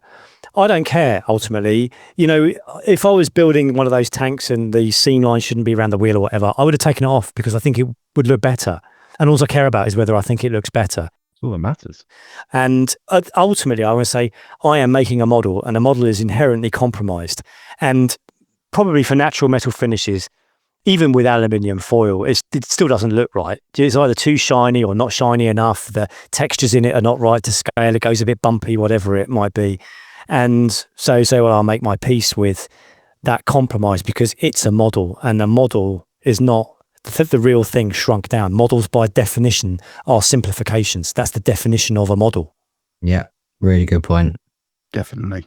Well, on that point, I think what we will do is draw close to it for this part of the conversation, and we will get you back on again in a couple of episodes' time, and we will continue because what you've actually covered in with some of the tips and tricks you've actually come up with this evening are an absolute gold dust. And I've just sent the guys a link to your website, which is jonbryon.com. Unusual spellings of John and Bryan. Everyone is dyslexic with my name and will want to call me Jon Bryon. So it's Juliet Oscar November, Bravo Romeo Yankee Oscar November.com. Indeed. And I've just sent them the link for the F94 Starfire you did from Kitty Hawk. Yeah, that's not very good because the foil went down on native Kitty Hawk plastic, which I didn't polish. And as with most, is it called EDM molding tooling, the electronic discharge, whatever it is? Yeah. It leaves a pitted surface, doesn't it? So actually, in many ways, a lot of more modern kits from the manufacturers, which are really good, like Edward, the surface of the plastic is still not as smooth as what Hasegawa were doing in the 1990s. Because the method of tool production is different. And that's a trade-off we're willing to make because that's what they've got to do to be economically viable. And for most of the time, it doesn't matter. But if you get something like a Kitty Hawk F94 Starfire, that surface is fairly rough.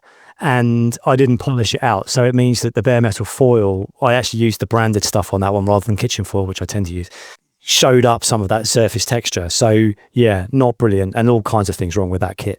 But there's, on my website, if anyone's interested, the F84E Thunderjet, it's a Revel kit with, well, I did a lot of checkers around the nose and the tail.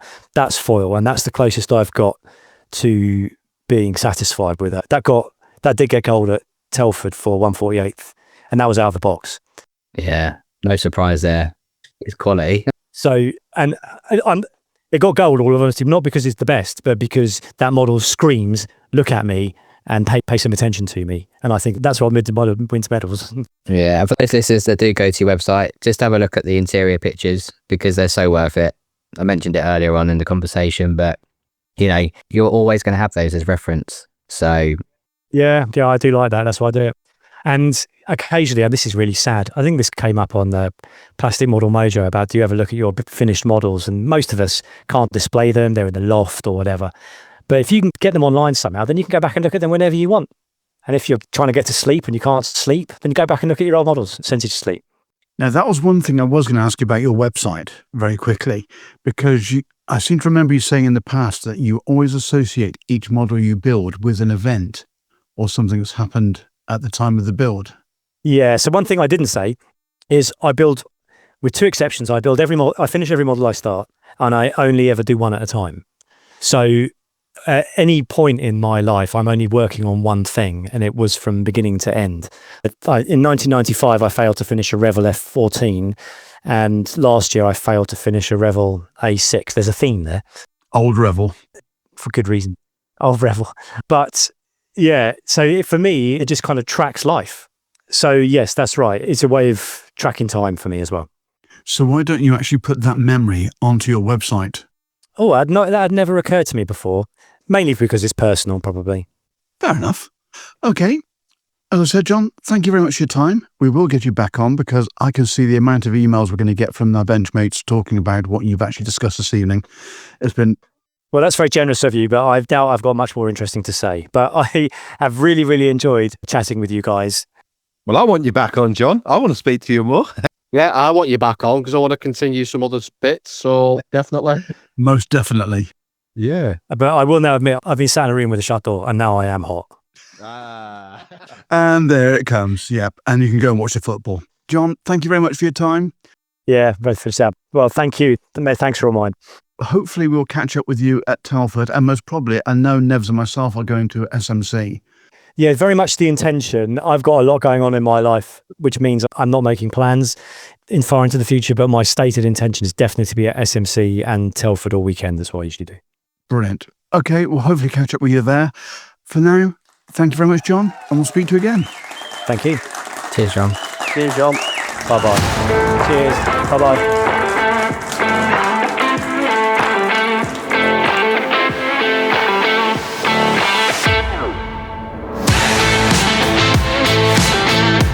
Coming up in episode 33, we are joined by Michael Blaylock from Patriot Models in the USA to talk about the new Veterans Modelling Initiative.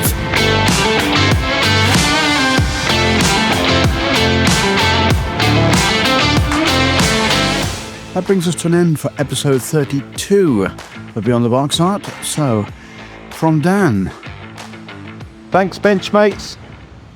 From Boulders. Au revoir, Benchmates. From Shane.